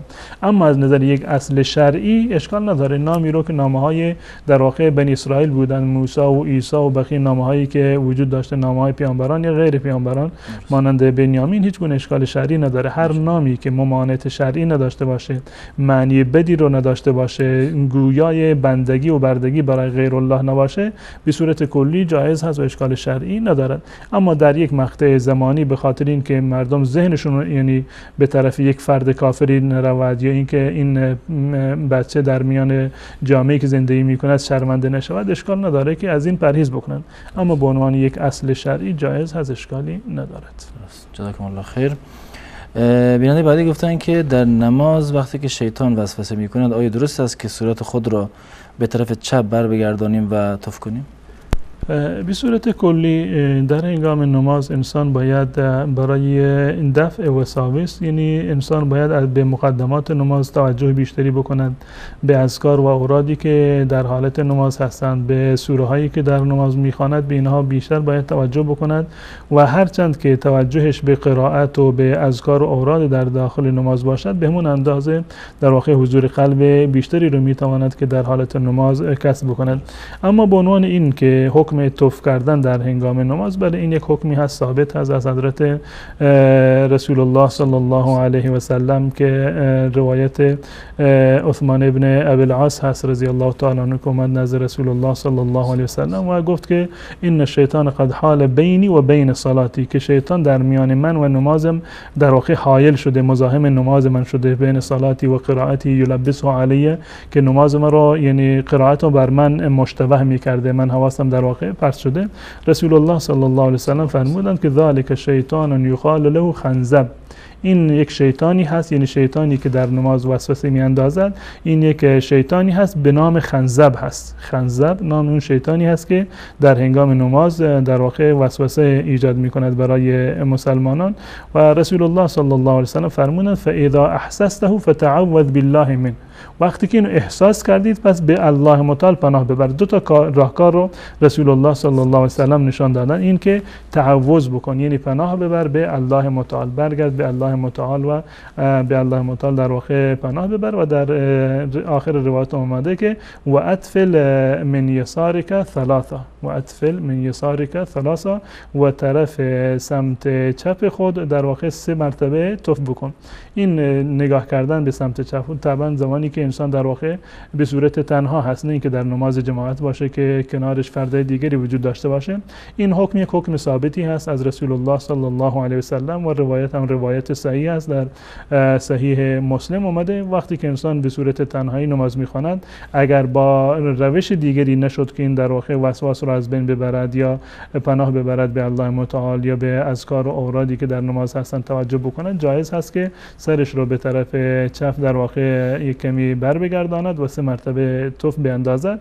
اونم یعنی نه اینکه در واقع به صورت یعنی تشددی در این امر باشه، افراطی باشه، نه تنها خود فوت کردن، بلکه اطفال یا تفله در زبان عربی با نفث فرق میکنه. نفث یعنی این که دمید، این اما تفله به معنی تف کردن هست، یعنی یک مقداری بیشتر از اون حالت دمیدن هست یا به مقداری باید همراه با آب دهان باشه، اونگونه که در یعنی خود کلمه تفله در زبان عربی هست. این یک امری هست که جایز هست از رسول الله صلی الله علیه و سلم ثابت هست و حتی در روایت ادامه این روایت حضرت عثمان ابن ابی العاص رضی الله تعالی عنه میگه که من این کار رو انجام دادم و الله متعال اون در واقع وسواسی رو که در ذهن من بود اون رو در نماز پیش می آمد الله متعال اون رو در واقع برطرف ساخته و یکی از راهکارهایی هست که از سنت رسول الله صلی الله علیه و سلم ثابت هست و یک امری هست که با عقل و در واقع منطق و معیارهای ظاهری ما قابل قیاس نیست. این برمیگرده چون که روایت صحیحی است، حکمش هم ثابت است از رسول الله صلی الله علیه و سلم. آمنا و سلمنا، این مورد رو ما قبول داریم و میپذیریم و یک از مواردی هست که برای دفع وسواس در نماز مفید هست. جزاکم الله خیر. بیننده بعدی گفتن که مبلغ $5000 پول داشتن و 1 سال از آن گذشته بود ولی زکاتش را ندادن و سال دوم نیز وارد شد که بر این مقدار پولشون افزوده شده است. الان گفتن چگونه زکات این مالها رو بپردازن بخصوص $5000 که ندادن؟ در مورد اون $5000 که 1 سال قبلا بر اونها گذشته و 1 سال دوم بر اونها گذشته، یعنی 2 سال بر اونها گذشته، زکات هر 2 سالش رو باید حساب بکنن. این هم سال اولی رو که پرداخت نکردید، تأخیر کردید، هم اون مقدار رو باید پرداخت بکنید و هم سال دومی که بر اونها گذشته، هر 2 سال رو اون 5000 رو شما باید زکاتش رو در واقع پرداخت بکنید. اما اموالی که در این میان اضافه شده، در این زمان یعنی بعد از گذشت 1 سال اضافه شده، هر مالی رو از همون تاریخی به دست شما افتاده اون معتبر هست. اگر 5000 دیگر بعد از 1 سال به شما رسیده، خب زکات دادن 2 سال بر این لازم نیست. شما الان $10,000 دارید، $5000 2 ساله شده، اما $5000 یعنی 2 سال هست که پیش شما هست، 5000 دیگرش تازه 1 سال هست یا حتی 1 سال هم نشده. اون 5000 که 2 سال بر اون گذشته، زکات 2 سال اون رو باید بدهید. اما این 5000 که فقط 1 سال بر اون گذشته، زکات 1 سالش رو بدید. یا هنوز 1 سالش کامل نشده، زکاتش بر شما لازم نیست. هر مالی رو از زمانی که شما در ملکیتتون داخل می شود و اون رو تصاحب می کنید، اون رو باید حساب بکنید. زمانی که 1 سال شد، زکاتش رو باید بپردازید. و اون مالی که 2 ساله هست، یعنی این که 2 سال زکاتون بر شما در واقع لازم هست. جزاکم الله خیر. بیننده بعدی گفتن مسح بر عمامه در نزد مذهب امام ابو حنیفه رحمت الله علیه جایز است یا نه؟ مسح بر عمامه یکی از مواردی هست که مورد اختلاف است در میان مذاهب اربعه و در مذهب امام ابو حنیفه رحمت الله علیه، نه تنها مذهب امام ابو حنیفه، حتی در مذهب امام شافعی و امام مالک، یعنی جمهور اهل سنت و الجماعت در این زمینه نظرشون بر این است که مسح بر عمامه جایز نیست. جمهور اهل سنت من جمله مذهب امام ابو حنیفه رحمت الله علیه این است که مسح بر عمامه جایز نیست و به استثنای مذهب امام احمد بن حنبل رحمت الله علیه که در واقع بنابر روایاتی که در این زمینه آمده، حضرت امام احمد رحمت الله علیه مسح بر عمامه را جایز میدونند. روایتی که در صحیح بخاری هست از مغیره بن شعبه رضی الله تعالی عنه روایت شده که ایشان میگوید که ان النبی صلی الله علیه و سلم توضع فمسح بناصیته وعلى العمامة، فمسح بناصیته وعلى العمامة، که مغیره بن شعبه میگوید که رسول الله صلی الله علیه و سلم وضو گرفتن، بر ناصیه اش مسح کردن و بر عمامه. ناصیه قسمت جلوی سر را میگن، این قسمت بالاتر از پیشانی رو میگن که ناصیه هست و این قسمتش بیرون بود. رسول الله صلی الله علیه و سلم بر این قسمت و بر عمامه چیکار کردن؟ مسح کردن. یعنی از این حدیث فهمیده میشود که یک قسمتی رو ایشون سرشون رو مسح کردن، باقی مانده مسح رو بر سر کامل کردن. این هیچ گونه اشکال شرعی نداره، به اتفاق علما جایز هست. یعنی این که انسان یک قسمتی از سر رو که مثلا بیرون از عمامه هست مویش رو مسح بکند و برای این که مسح کامل بشود و تمام سر را یعنی عمامه رو مسح بکند. یک قسمتی مثلا بغل سرش یا مثلا جلوی سرش که مویش بیرون هست این رو مسح بکند، باقی مانده عمامه‌ای رو که بر سر دارد یا دستمالی رو که بر سر خودش پیچیده مسح بکند، هیچ گونه اشکالی وجود ندارد و جایز است به اتفاق علما، به استدلال از همین حدیث حضرت مغیره بن شعبه رضی الله تعالی عنه که رسول الله صلی الله علیه و سلم بر ناصیه و بر عمامه چیکار کردن؟ مسح کردن. این روایت در صحیح بخاری و صحیح مسلم است. روایت دیگری هست در این زمینه از عمرو ابن امیه که یک مقدار عامتر هست، عمرو ابن امیه که روایتش هم در صحیح بخاری هست، یک مقدار عامتر است. میگه که رأیت رسول الله صلی الله علیه و سلم یمسح علی عمامته و خفه، یمسح علی عمامته و خفه، که در این روایت اومده که من دیدم رسول الله صلی الله علیه و سلم بر عمامه‌اش و بر موزه‌اش در واقع مس کرد. از این حدیث به خاطر اینکه مطلقاً اومده، در اون روایت اول اومده بود که علی ناصیته و عمامته، هر دو تا رو کنار هم آمده بود، اما این به صورتی که مطلقاً اومده، امام احمد رحمت الله علیه نظرش بر این است که این روایت ارجحیت دارد و مسح بر عمامه را جایز می‌داند. یعنی این که در مذهب امام احمد رحمت الله علیه اگر کسی فقط بر عمامه‌اش مسح بکند وضوءش در واقع درست، اشکال شرعی ندارد. اما بنابر قول جمهور علما من جمله مذهب امام ابو حنیفه رحمت الله علیه اگر کسی بر سر مسح نکند، صرفاً و فقط بر عمامه مسح بکند، در مذهب جمهور علما وضوءش کامل نیست. درست. جزاکم الله خیر. بیننده بعدی گفتن که در حمام یا جانشویی اگر انسان نماز بخواند آیا نماز درست است یا نه؟ نه، نماز خوندن در حمام از نظر شرعی جایز نیست و اشکال داره و از این مورد باید پرهیز بکنند. انسان باید در جایی که نماز میخواند باید جای پاکی باشد، جای محترمی باشد و خود حمام و یا دستشویی موارد دیگری که در واقع جاهای محترمی نیستند، ذکر و نام الله متعال و خصوصا نماز خوندن در چنین جاهایی از نظر شرعی جایز نیست. درست. جزاکم الله خیر. خواندن سوره دخان هر شب چه حکمی دارند؟ از روایات رسول الله صلی الله علیه وسلم در این زمینه، یعنی که در هر شب سوره دخان خوانده بشود، چون این چیزی ثابت نیست از رسول الله صلی الله علیه وسلم و فضیلتی را ندارد. روایتی اومده که یعنی خواندن سوره دخان در شبهای جمعه، روایت در امام ترمذی در سنن خودش آورده از حضرت ابو هریره رضی الله تعالی عنه که در این روایت هست که رسول الله میگوید که رسول الله صلی الله علیه وسلم فرمودند من قرأ حامیم الدخان فی لیلة الجمعه غفر له. روایت ابو هریره هست در سنن ترمذی، هر کسی که در شب جمعه سوره حامیم را، حامیم یعنی دخان را، جزء حوامیم سبع هست، این سوره را بخواند گناهانش بخشیده می شوند. اما خود امام ترمذی رحمت الله علیه بعد از این که این روایت را ذکر کرده میگه هذا حدیث لا نعرفه الا من هذا الوجه، میگه این حدیث را فقط از این طریق ما میشناسیم. یکی از راویانش به نام هشام ابوالمقداد هست، هشام ابوالمقداد هست و خودشون هم گفتند که این روایت را فقط از این وجه و از این طریق ما میشناسیم و هشام ابوالمقداد یا ابوالمقداد جز روایات راویان ضعیف هست و از بنابراین نمیشود که به این اعتماد کرد.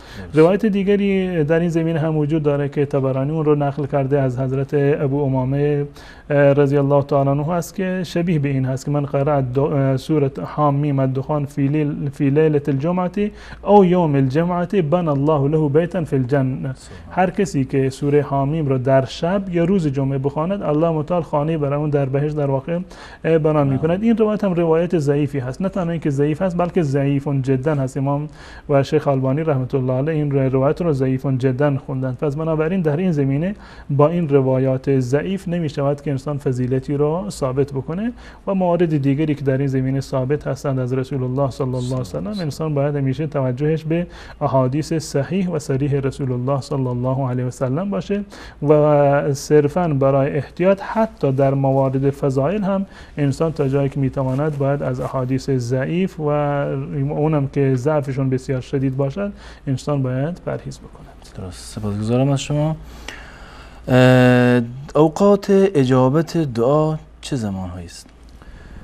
در مورد اجابت دعا این در واقع به صورت کلی برمیگردد به وضعیت درونی و روحانی که انسان دارد. به هر اندازه‌ای که انسان از نظر روحی و معنوی یعنی ارتباطش با الله متعال قوی تر باشه، ایمانش به الله متعال بیشتر باشه، به همون اندازه در واقع احتمال اجابت دعا در واقع بیشتر هست. رسول الله صلی الله علیه و سلم فرمودند ادعوا الله و انتم موقنون بالاجابه. الله متعال را با حالتی دعا بکنید، از الله متعال بخواهید که شما یقین 100% برای اجابت دارید. یعنی با یقینی که به اجابت دارید از الله متعال بخواهید که فلان کار رو برای شما انجام بدهد، نه اینکه با تردد باشه. بسیاری از مردم برعکسش هستند، یعنی یقین 100% دارند و این گمانشون به الله هست که 100% الله دعای ما رو قبول نمی کند و دعا می کنند. خب این برخلاف یعنی سنت رسول الله و راهکاری هست که رسول الله صلی الله علیه و سلم به ما راهنمایی کردند. ادعوا الله و انتم موقنون بالاجابه، الله متعال را در حالتی از اون بخواهید و دعا بکنید که شما یقین به اجابت دارید. فان الله لا يقبل الدعاء عن قلب غافل له، الله متعال از قلبی که غافل باشه و حضور قلب نداشته باشه الله متعال دعایی رو در واقع قبول نمی کند. یا اینکه در جای دیگر در حدیث قدسی رسول الله صلی الله علیه و سلم میفرمایند که الله متعال فرموده که انا عند ظن عبدی بی معه، من بر اساس گمان بنده ام با اون عمل میکنم. اگر بنده ام یعنی یقین داشته باشه که من دعاش رو قبول میکنم، یکی از مواردی هست که دعا در واقع قبول میشد. شاید موارد دیگری باشه جز موانع قبول دعا، جز موانع قبول دعا. اما اگر انسانی با یقین کامل بدون اینکه موانع دعای در واقع وجود داشته باشند با یقین دعا بکند، این دعایش به اجابت در واقع نزدیکتر است. اما اون کسی که با تردد دعا میکند یا با یقین منفی دعا میکند که الله دعای ما رو قبول نمیکند، اون در واقع شانس اجابتش در واقع بسیار پایینتر است. پس بنابراین اولین مورد این است که انسان از نظر روحی و روانی در هنگام دعا کردن باید ایمانش به الله متعال قوی باشد و به اجابت ایمان داشته باشد که الله متعال دعایش رو قبول میکند. این جزء موارد اصلی هست. غیر از این از نظر مکان به صورت کلی بعد از هر عبادتی جزء مواقعی هست که انسان باید دعا بکنه، زیرا که با انجام عبادت و با انجام تقرب به الله انسان در واقع به الله متعال نزدیکتر شده، از نظر روحی و معنوی زمینه سازی بیشتری شده و به الله متعال نزدیکتر هست و دعاش در این زمینه بیشتر در واقع قبول می شود. به طور مثال بعد از اتمام روزه هست، یعنی در هنگام افطار هست، در هنگام اقامه نماز هست، وقتی که اذان گفته میشه بین اذان و بین اقامه، یا در هنگامی که در روز جمعه خطیب بر بالای منبر می رود یا در میان دو تا خطبه‌ای که خونده میشه، یا بعد از روز جمعه که ساعت اجابت هست، بعد از ببخشید روز جمعه بعد از نماز عصر تا مغرب، این جزء مواردی هست که در واقع دعا قبول می شود. در آخر شب جزء مواردی هست که دعا قبول می شود. در هنگام نزول باران و رحمت الهی جزء مواردی هست که در واقع دعا قبول می شود. و به صورت کلی در هنگام تمامی عبادات و کار خیری که در واقع انسان انجام می دهد جزء مواردی هستند که به اجابت دعا نزدیکتر هستند. درست. جزاکم الله خیر. بیننده بعدی در مورد سوالی که البته تکرار هم شده ولی باز هم چون بیننده پرسیدن باز میپرسیم و گفتن که روزه 15 شعبان آیا ثواب دارد یا نه؟ روزه 15 شعبان قبلا هم عرض کردم اگر کسی به این نیت روزه 15 شعبان رو میگیرد که به طور مثال که روز دوشنبه هست یا روز پنجشنبه هست روزه میگیرد، هیچ اشکال نداره، جایزه و ثواب هم دارد. 15 شعبان کسی عادت کرده که ایام 20 رو روزه بگیرد، 13 و 14 و 15 رو روزه بگیرد، هیچ اشکال نداره و همون جزء سنت هست. اما این که روزهای دیگر رو روزه نگرفته صرفاً روز 15 شعبان رو روزه میگیرد، هیچ فضیلتی برای روز 15 شعبان ثابت نیست. هیچ ثوابی برای نماز در شب 15 شعبان و هیچ ثوابی برای روزه در روز ماه 15 ماه شعبان ثابت نیست.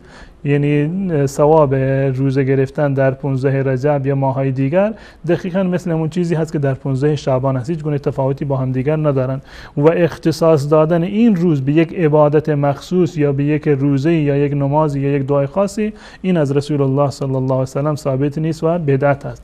ببخشید، یعنی ببینید در این زمینه، یعنی وقتی که شما خود عمل رو نگاه میکنید عمل ثابته، یعنی روزه گرفتن در 15 شعبان به این نیت که روز دوشنبه باشه، پنجشنبه باشه یا ایام 20 باشن، یا بدون نیت کسی اصلا نفهمه که 15 شعبان از روزه بگیرد، هیچ گونه اشکال شرعی ندارد و جایز است. این فرق می‌کرده به نیت، به این نیت که انسان روزه بگیرد که 15 شعبان ثواب بیشتری رو داره، فضیلت بیشتری رو داره، در این زمینه چیزی ثابت نیست. منتها عرض کردم قبلا که به صورت کلی ثابت است که در این ماه در واقع به صورت یعنی مشخص هم نشده روزهایش، در این ماه اعمال انسان ها به الله متعال عرضه می شود. اگر کسی روزه بگیرد بهتر است و سنت هست که انسان در واقع روزه بگیرد، اما به صورت اختصاصی 15 شعبان که یعنی روزش رو روزه بگیرن، ثواب خاصی یا فضیلت خاصی برای روزه گرفتن روز 15 شعبان یا عبادت کردن در شب 15 شعبان از رسول الله صلی الله علیه وسلم ثابت نیست و تمام روایاتی که در این زمینه وجود دارند روایاتی احیانا ضعیف هستند یا اینکه جعلی هستند، هم ضعیف و بسیاری دیگر در واقع جعلی هستند. اما در مورد این که اعمال انسان ها در این شب یا در صورت کلی ماه شعبان در واقع به الله متعال عرضه می شود، عرض کردم که در این زمینه روایاتی با درجات مختلفی از رسول الله صلی الله علیه وسلم ثابت است. اما رسول الله صلی الله علیه وسلم ما را دستور ندادند که در این روز به عنوان یک روز استثنایی یک عبادت خاصی رو انجام بدیم. درست. جزاکم الله خیر. بیننده بعدی گفتن که در منطقهشون بین دو تا روستا و قریه یک زمینی است که بین دو تا روستا مشترک است، اما یکی از مردم یک از روستاها در آن زمین خونه و منزل درست کردن. سوالش این است که نماز خواندن در چنین خونه‌ای که حالت زمین غصبی داره درست است یا نه؟ این مورد را به نظر من نمیشد که جزء موارد غصبی یعنی اینو قلمداد کرد. غصبی یعنی اون زمینی هست که یک شخص مشخصی یا یک تعدادی از مردم بر اون ملکیت انحصاری رو دارند. یک فرد دیگر، یک فرد ثالثی از یک منطقه دیگری میاد اون رو قبضه میکنه. این میشه زمین غصبی و نماز خوندن در اون جایز نیست.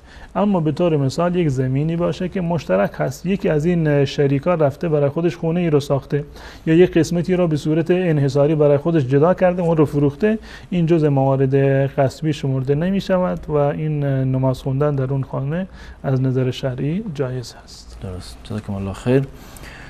بیننده بعدی که خواهری مهتدی بودن گفتن که همیشه عادت داشتن در ماهای رجب، شعبان علاوه بر رمضان روزه می گرفتن، ولی الان دکتر گفتن که روزه نگیر به خاطر اینکه قندی و فشار خونشون و چربیشون بالاست و گفتن اگر ماه رمضان رو روزه نگیرند آیا میتونن در عوض هر روز یک کفاره بدن و چه مقدار بدن؟ روزه رجب و شعبان و رمضان همشون در یک سطح نیستند. روزه گرفتن در ماه رجب یا در ماه شعبان جز سنت ها هست. مثل بقیه سال شما میتوانید هم روزه بگیرید هم روزه نگیرید، به اختیار خودتون هست. روزه گرفتید ثواب بیشتری رو داره، فضیلتی بیشتری رو داره. روزه نگرفتید هیچ گناهی بر شما مترتب نیست. یعنی روزه گرفتن غیر از ماه مبارک رمضان در بقیه سال بر کسی فرض نیست، واجب نیست. هر کسی میخواد روزه بگیرد به عنوان روزه نفلی یا روزه سنت جایز هست و اگر کسی هم روزه نگرفت اشکال شرعی ندارد و نه گناهی رو دارد و نه کفاره و فدیه رو، هیچ چیز بر شما لازم نیست. به طور مثال شما در سالهای گذشته ماه رجب را یا ماه شعبان را یا روزهای دیگر رو روزه می گرفتید و امسال نتوانستید روزه بگیرید، در این زمینه روایتی هست از رسول الله صلی الله علیه وسلم که هرگاه بنده مؤمنی به خاطر بیماری یا به خاطر سفر عبادتی را که قبلا انجام میداده، یعنی در حضر انجام میداده اما الان مریض شده، الان رفته مسافرت نتونست اون عبادت رو انجام بده، تعداد رکعات خاصی رو میخونده یا روزه میگرفته، الان به خاطر بیماری یا به خاطر مسافرت نتونسته که اون عبادت رو انجام بدهد، الله متعال ثواب آن عبادت رو برای شما مینویسد. اگر سالم بودید روزه میگرفتید، الان که سالم نیستید و نمیتوانید روزه بگیرید، الله متعال ثواب آن رو برای شما انشالله خواهد نوشت و هیچ گونه نه گناهی در این زمینه هست و نه کفاره و فدیه. اما در مورد ماه مبارک رمضان کسانی که توانایی روزه را دارند روزه بر اونها فرض هست. کسانی که توانایی روزه را دارند روزه بر اونها فرض هست، یعنی بیمار نیستند، مسافر نیستند، روزه گرفتن بر اونها فرض هست و الله متعال هم برای کسانی که توانایی روزه را ندارند فدیه را مشخص کرده. در ماه مبارک رمضان هر کسی که توانایی روزه گرفتن را دارد باید روزه بگیرد. این گونه نمیشود اگر کسی توانایی روزه را دارد بگه من روزه نمیگیرم به جاش مثلا پول و فدیه میدم، چون این چیزی جایز نیست. اما اگر کسی نتوانست به خاطر بیماری که داشت یا به خاطر مسافرت میتواند که روزه نگیرد، اما مسافر بعدا باید قضا بیاورد. مسافر یا اون کسی که در حالت عادت ماهیانه هست یا در حالت خونریزی بعد از زایمان و نفاس هست، اون باید بعداً روزه بگیرد. اما اون کسی که بیمار هست به صورت کلی نمیتواند روزه بگیرد و این بیماریش ممتد هست، نه در رمضان میتواند روزه بگیرد و نه بعد از رمضان، به خاطر این بیماری نمیتواند روزه بگیرد، چون این فردی میتواند که فدیه بدهد. الله متعال میفرماد فمن کان منکم مریضا او علی سفر فعدة من ایام اخر. اون کسی که بیمار هست یا این که در سفر باشه، اون تعداد دیگری از روزها رو باید چیکار بکند؟ روزه بگیرد و اون روزهایی رو که روزه نگرفته اون رو باید جبران بکند. این حکمش هست. اما اومدیم این فردی که مریض هست نه در رمضان و نه در غیر رمضان نمیتواند که در چیکار بکند؟ روزه بگیرد. حکمش این است که در واقع در مقابل هر روزی به یک مسکین غذا بدهد. در مقابل هر روزی به یک مسکین در واقع غذا بدهد و غذایی که به یک مسکین داده می شود نصف صاع است. نصف صاع هست، یعنی هر صاع تقریبا نهایتش رو حساب بکنیم 3 کیلو هست. 2 کیلو 400 گرم گفتن، 2 کیلو 700 گرم گفتن، همون احتیاطش رو ما در نظر بگیریم نهایتش 3 کیلو گرم هست. یک صاع و نصف صاع می شود 1.5 کیلو.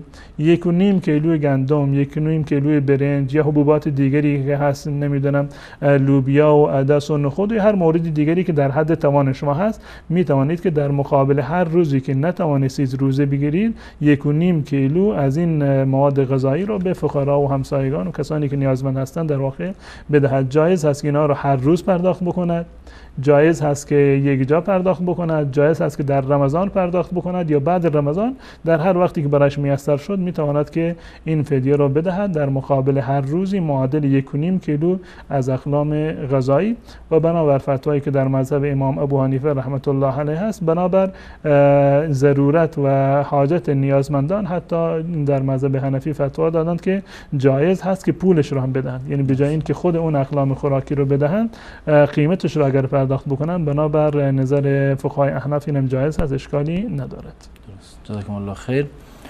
بیننده بعدی پرسیدن که گفتن وقتی که قبل از این خانمشون بچه دار بشه گفته بودن که اگر پسر بود فرزندشان اسمش رو محمد عمر بذارن. الان صاحب فرزند شدن و پسر گفتن که بعضیا گفتن به خاطر اینکه مدرسه میره و برای مدرسه رفتنش، برای استخدامش در آینده براش مشکلی پیدا نشه اسم عمر بر روی فرزندتون نذارین. الان که اگر فقط اسم محمد بذارن و عمر این از این کار سرپیچی بکنن آیا گناهی بر او هست یا چیزی بر او هست؟ نه، در صورتی که به صورت نظر نبوده و خودشون گفتند اگر پسر بود اسم نظر نیومده، اسم نظر نیست و تا زمانی که نظرم نبوده برایشون گناهی نیست. تصمیم گرفتند و با هم دیگر مشوره کردند که اگر نوزادشون پسر بود اسمش رو بگذارند محمد عمر یا هر اسم دیگری. الان مثلا صرف نظر کردند، متوجه شدند که تصمیمشون تصمیم درستی نبوده، هیچ گونه اشکالی ندارد. شما میتونید از اون اسمی که در نظر داشتید صرف نظر بکنید، هر اسم دیگری رو که شما میخواهید میتونید بر فرزند خودتان بگذارید، هیچ اشکال شرعی ندارد و گناهی هم در این زمینه برگردن شما نیست. جزاکم الله خیر. به سوالای اس ام اس بینندگان برمیگردیم و بیننده پرسیدن آیا زکات پدر به پسر، یعنی دادن زکات پدر به پسر درست می باشد و پدر شوهر می تواند به عروسش زکات دهد یا نه؟ ببینید در باب زکات یک اصلی رو ما داریم که زکات دادن به اصول و فروع جایز نیست. زکات دادن به اصول و فروع جایز نیست. اصول یعنی پدر و پدر بزرگ که بالا برود. اصول یعنی پدر و پدر بزرگ که به هر صورتی که هر مرحله‌ای که زنده باشند.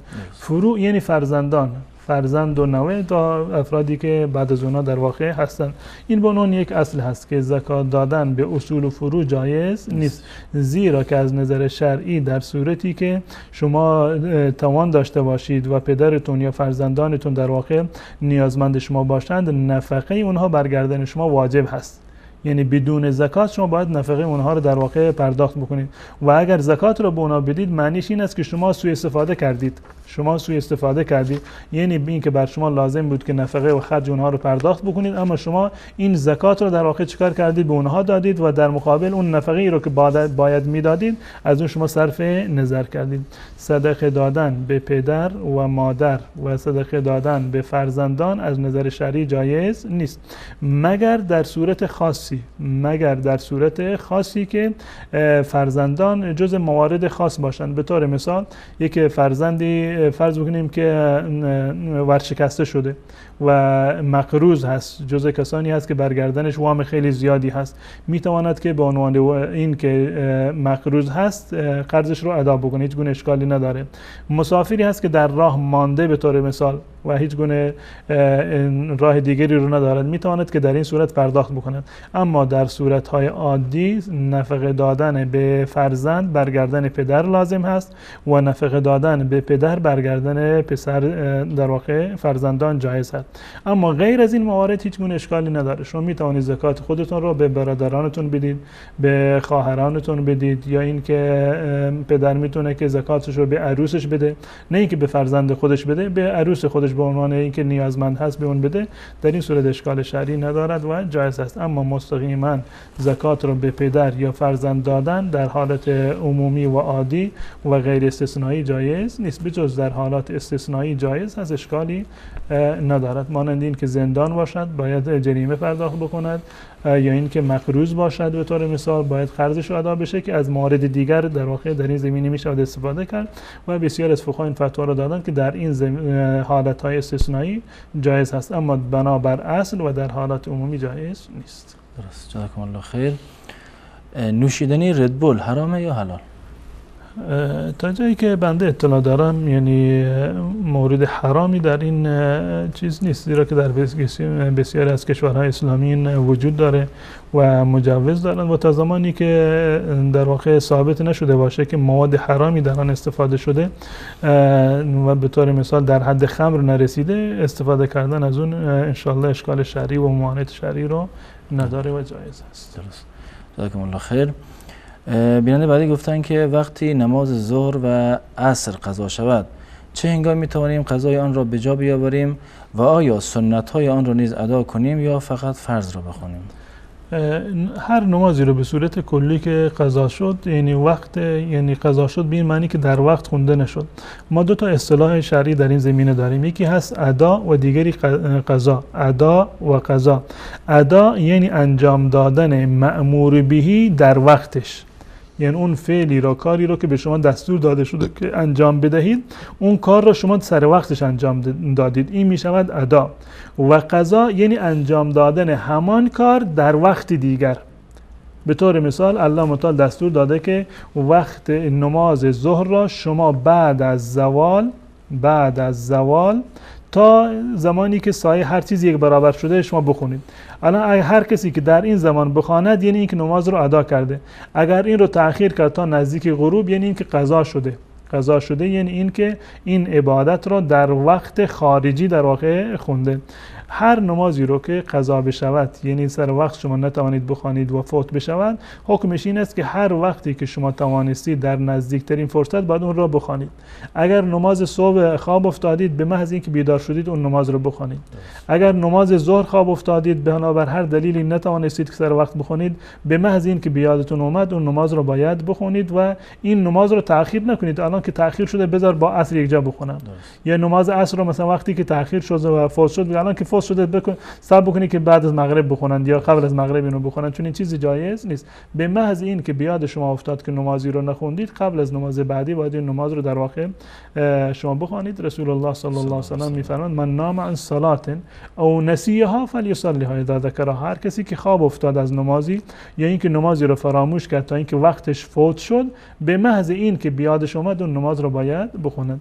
و قضا آوردن سنت ها لازم نیست. قضا آوردن سنت ها الزامی نیست.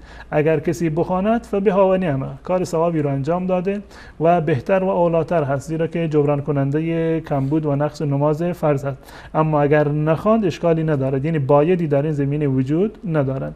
اما برای نماز فرض باید وجود دارد، باید آن رو دوباره بخواند.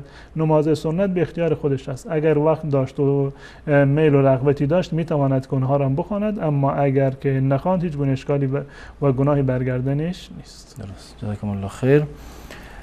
بیننده بعدی گفتن که اگر برای روزه گرفتن در رمضان از قرص هایی مثل قرص پیشگیری استفاده شود، آیا این کار اشکالی دارد یا نه؟ که خانمی سوال کردن. بله. در ماه مبارک رمضان اصل بر این است که هر کسی که جز مواردی باشد که رسول الله صلی الله علیه و سلم اونها رو معرفی کردند یا در قرآن معرفی شده که توانایی روزه گرفتن را دارند، برای اون چنین شخصی باید روزه بگیرد. یعنی حالات خودش رو باید نگاه بکنن. یکی از مواردی که در این زمینه هست، اون کسی که مریض هست اجازه دارد که روزه در واقع نگیرد. قبلا عرض کردم کسی که بیمار هست یا کسی که در سفر هست میتواند که موقتا روزه نگیرد، بعدا قضای اون روزها رو در واقع بیاورد. در مورد اون کسی که در حالت عادت ماهیانه هست، در روایت حضرت عایشه رضی الله تعالی عنها است که ما در زمان رسول الله صلی الله علیه و سلم امر می‌شدیم که در هنگام عادت ماهیانه نماز رو قضا نیاوریم، یعنی نمازی که در عادت ماهیانه و در این مدت این عادت ماهیانه خونده نمی شود قضایی لازم نیست، نباید دوباره بخونند. اما روزه رو باید قضا بیاورند. میگه که به ما دستور داده میشد که روزه رو قضا بیاوریم، اما نماز در واقع قضایی رو ندارد. معیار در اینجا فقط همون وجود خون هست، یعنی وجود خونریزی به هر دلیلی که عادت ماهیانه شروع بشود. در واقع این جز مواردی هست که استثناء هست، فرد میتواند که روزه نگیرد و نباید روزه بگیرد. اگر روزه گرفت این جز موارد گناه هست، اصلا جایز نیست روزه بگیرد. اما بنابر هر دلیلی که این خون بند شد، بنابر هر دلیلی، به عنوان استفاده از قرصی بود یا از دارو دیگری استفاده کردند، آمپولی زده بودند، یا به خاطر یک عوامل طبیعی خود به خود در واقع این خونریزی قطع شده بود، در ماه مبارک رمضان عادت نشد، روزه گرفتن جایز هست، اشکال شرعی ندارد. استفاده کردن از قرصه هایی که عادت ماهیانه رو به تأخیر میاندازد در صورتی که با تشخیص پزشک ضرر جسمانی برای زن نداشته باشد جایز هست، اشکال شرعی ندارد و میتواند که در واقع از این قرص استفاده بکند و تمام ماه مبارک رمضان را روزه بگیرد. درست. سپاسگزارم از شما. بیننده بعدی پرسیدن که حق خیلی از بندگان خدا بر گردنمه و بعضیاش رو تونستم ادا بکنم اما بعضیا رو نتونستم. فقط ازشون خواستم که حقوقشان رو ببخشن. اونا هم بخشیدن. بعضیا هم که نتونستم ازشون حلالیت بخواهم، من فقط در عوض بدیهی که براشون دارم دعا کردم. آیا باز هم در روز قیامت مؤاخذه میشم یا نه؟ اصل در توبه یعنی و بازگشت به الله متعال این است که 3 شرط یا 4 شرط اساسی دارد. توبه کردن و در واقع ندامت از گناه به صورت کلی یک شرایط خاصی رو دارد توبه، که 3 شرط هستند. اول این که از گذشته خود پشیمان بشود، ندامت داشته باشد. کاری رو که قبلا انجام داده الان پشیمان هست، آزرده هست و در واقع ناراحت هست که چرا من فلان گناه رو انجام دادم. ندامت بر گذشته، این شرط اول هست و هیچ توبه بدون از ندامت گذشته امکان پذیر نیست. این اصل توبه یعنی همون ندامت از گذشته هست. شرط دوم این که از اون گناهی که قبلا انجام میداده الان دست بکشد. این گونه نمی شود که دست انسان، زبان انسان آلوده به گناه هست و باز میگه که من توبه کردم، چون این توبه متصور نیست. یعنی حتما باید از گذشتهش هم پشیمان بشود، هم از گناهی که قبلا انجام میداده دست بکشد و شرط سوم این است که عزم را جزم بکند و تصمیم قطعی بگیرد که از این به بعد این گناه رو من انجام نمیدم. این 3 شرط اساسی برای یک توبه صادقانه و توبه نصوح است. توبه نصوح یعنی توبه خالصانه. توبه خالصانه اون است که 3 شرطی در اون وجود داشته باشه: از گذشته پشیمان بشود، از گناهی که انجام میداده دست بکشد و در آینده تصمیم این رو بگیرد، عزم بکند که از این به بعد من فلان گناه رو انجام نمیدهم. و اگر این گناهی که انجام داده در مورد حقوق مردم بوده، حقوق الناس بوده، از مردم حلالیت و معافیت طلب بکند. این 4 شرط به صورت کلی در توبه هستند. الان حلالیت طلب کردن از مردم به چه کیفیت است؟ اگر مال کسی رو خورده، اگر براش میسر هست اون مال رو به اون فرد دوباره بازگرداند.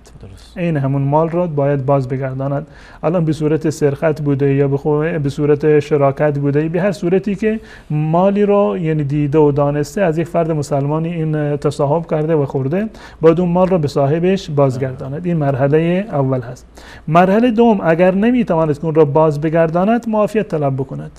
برای صادقانه میگه فلانی من مال شما رو خورده بودم به از یک طریق نامشروع و ناجایزی، این رو بر من ببخش. اگر بخشید و بها و نعمه، اگر فرصت داد کم خوبه که سر فرصت اون رو بدهد. ایشون گفتن که بسیار از مردم ایشون رو بخشیدن و قطعا انشالله که اگر کسی صادقانه توبه بکند انسانها یعنی نیکوکاری هم وجود دارند که اونها رو در واقع میبخشن.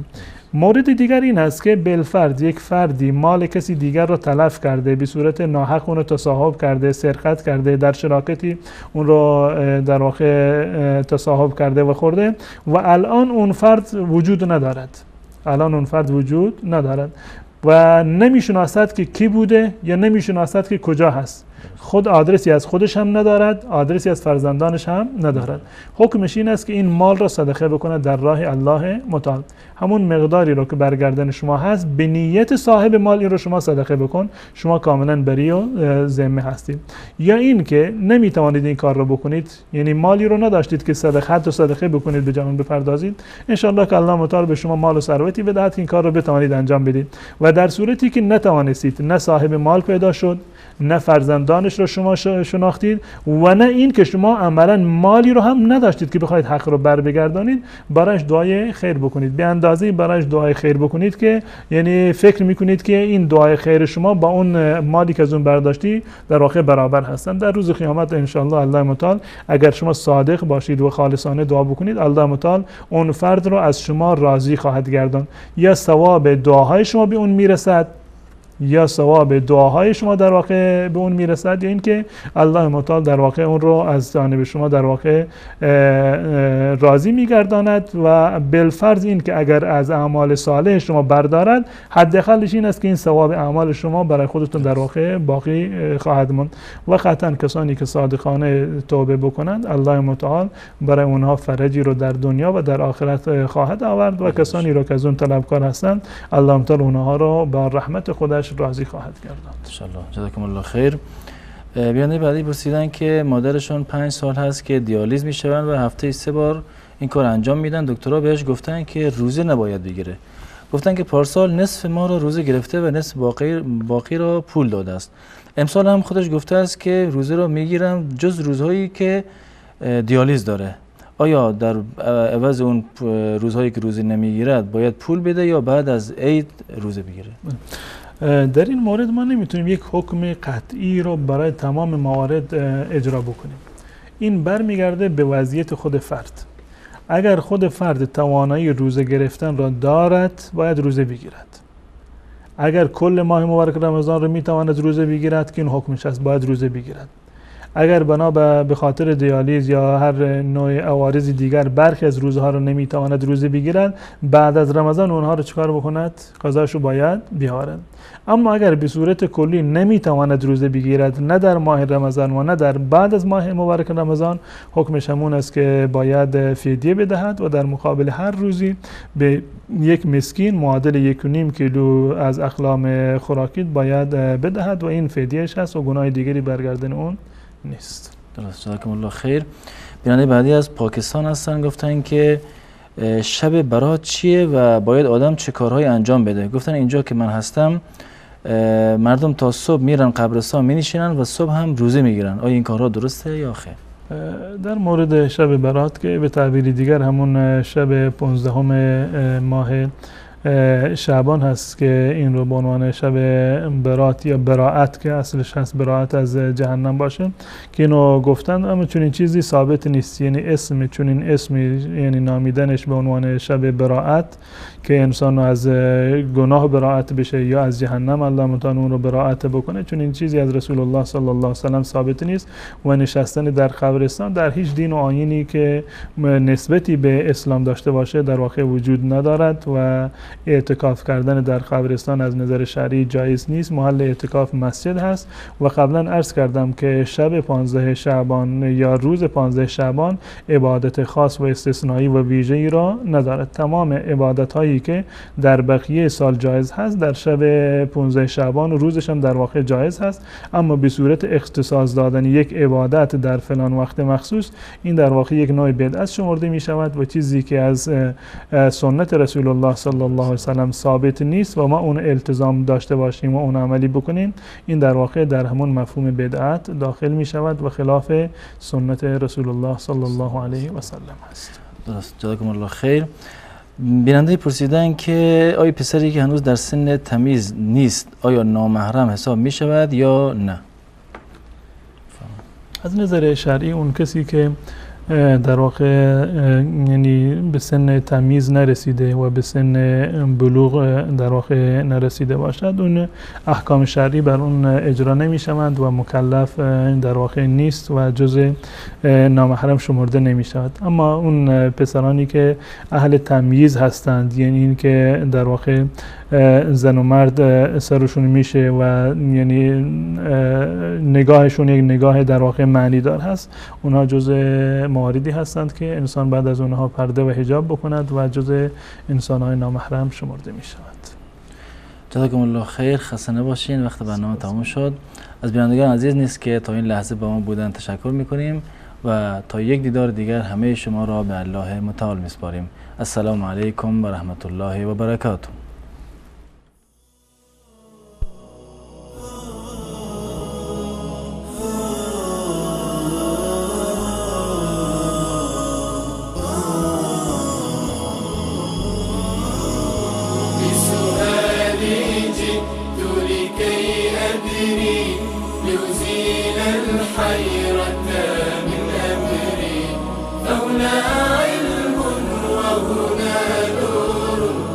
وهنا منبع كل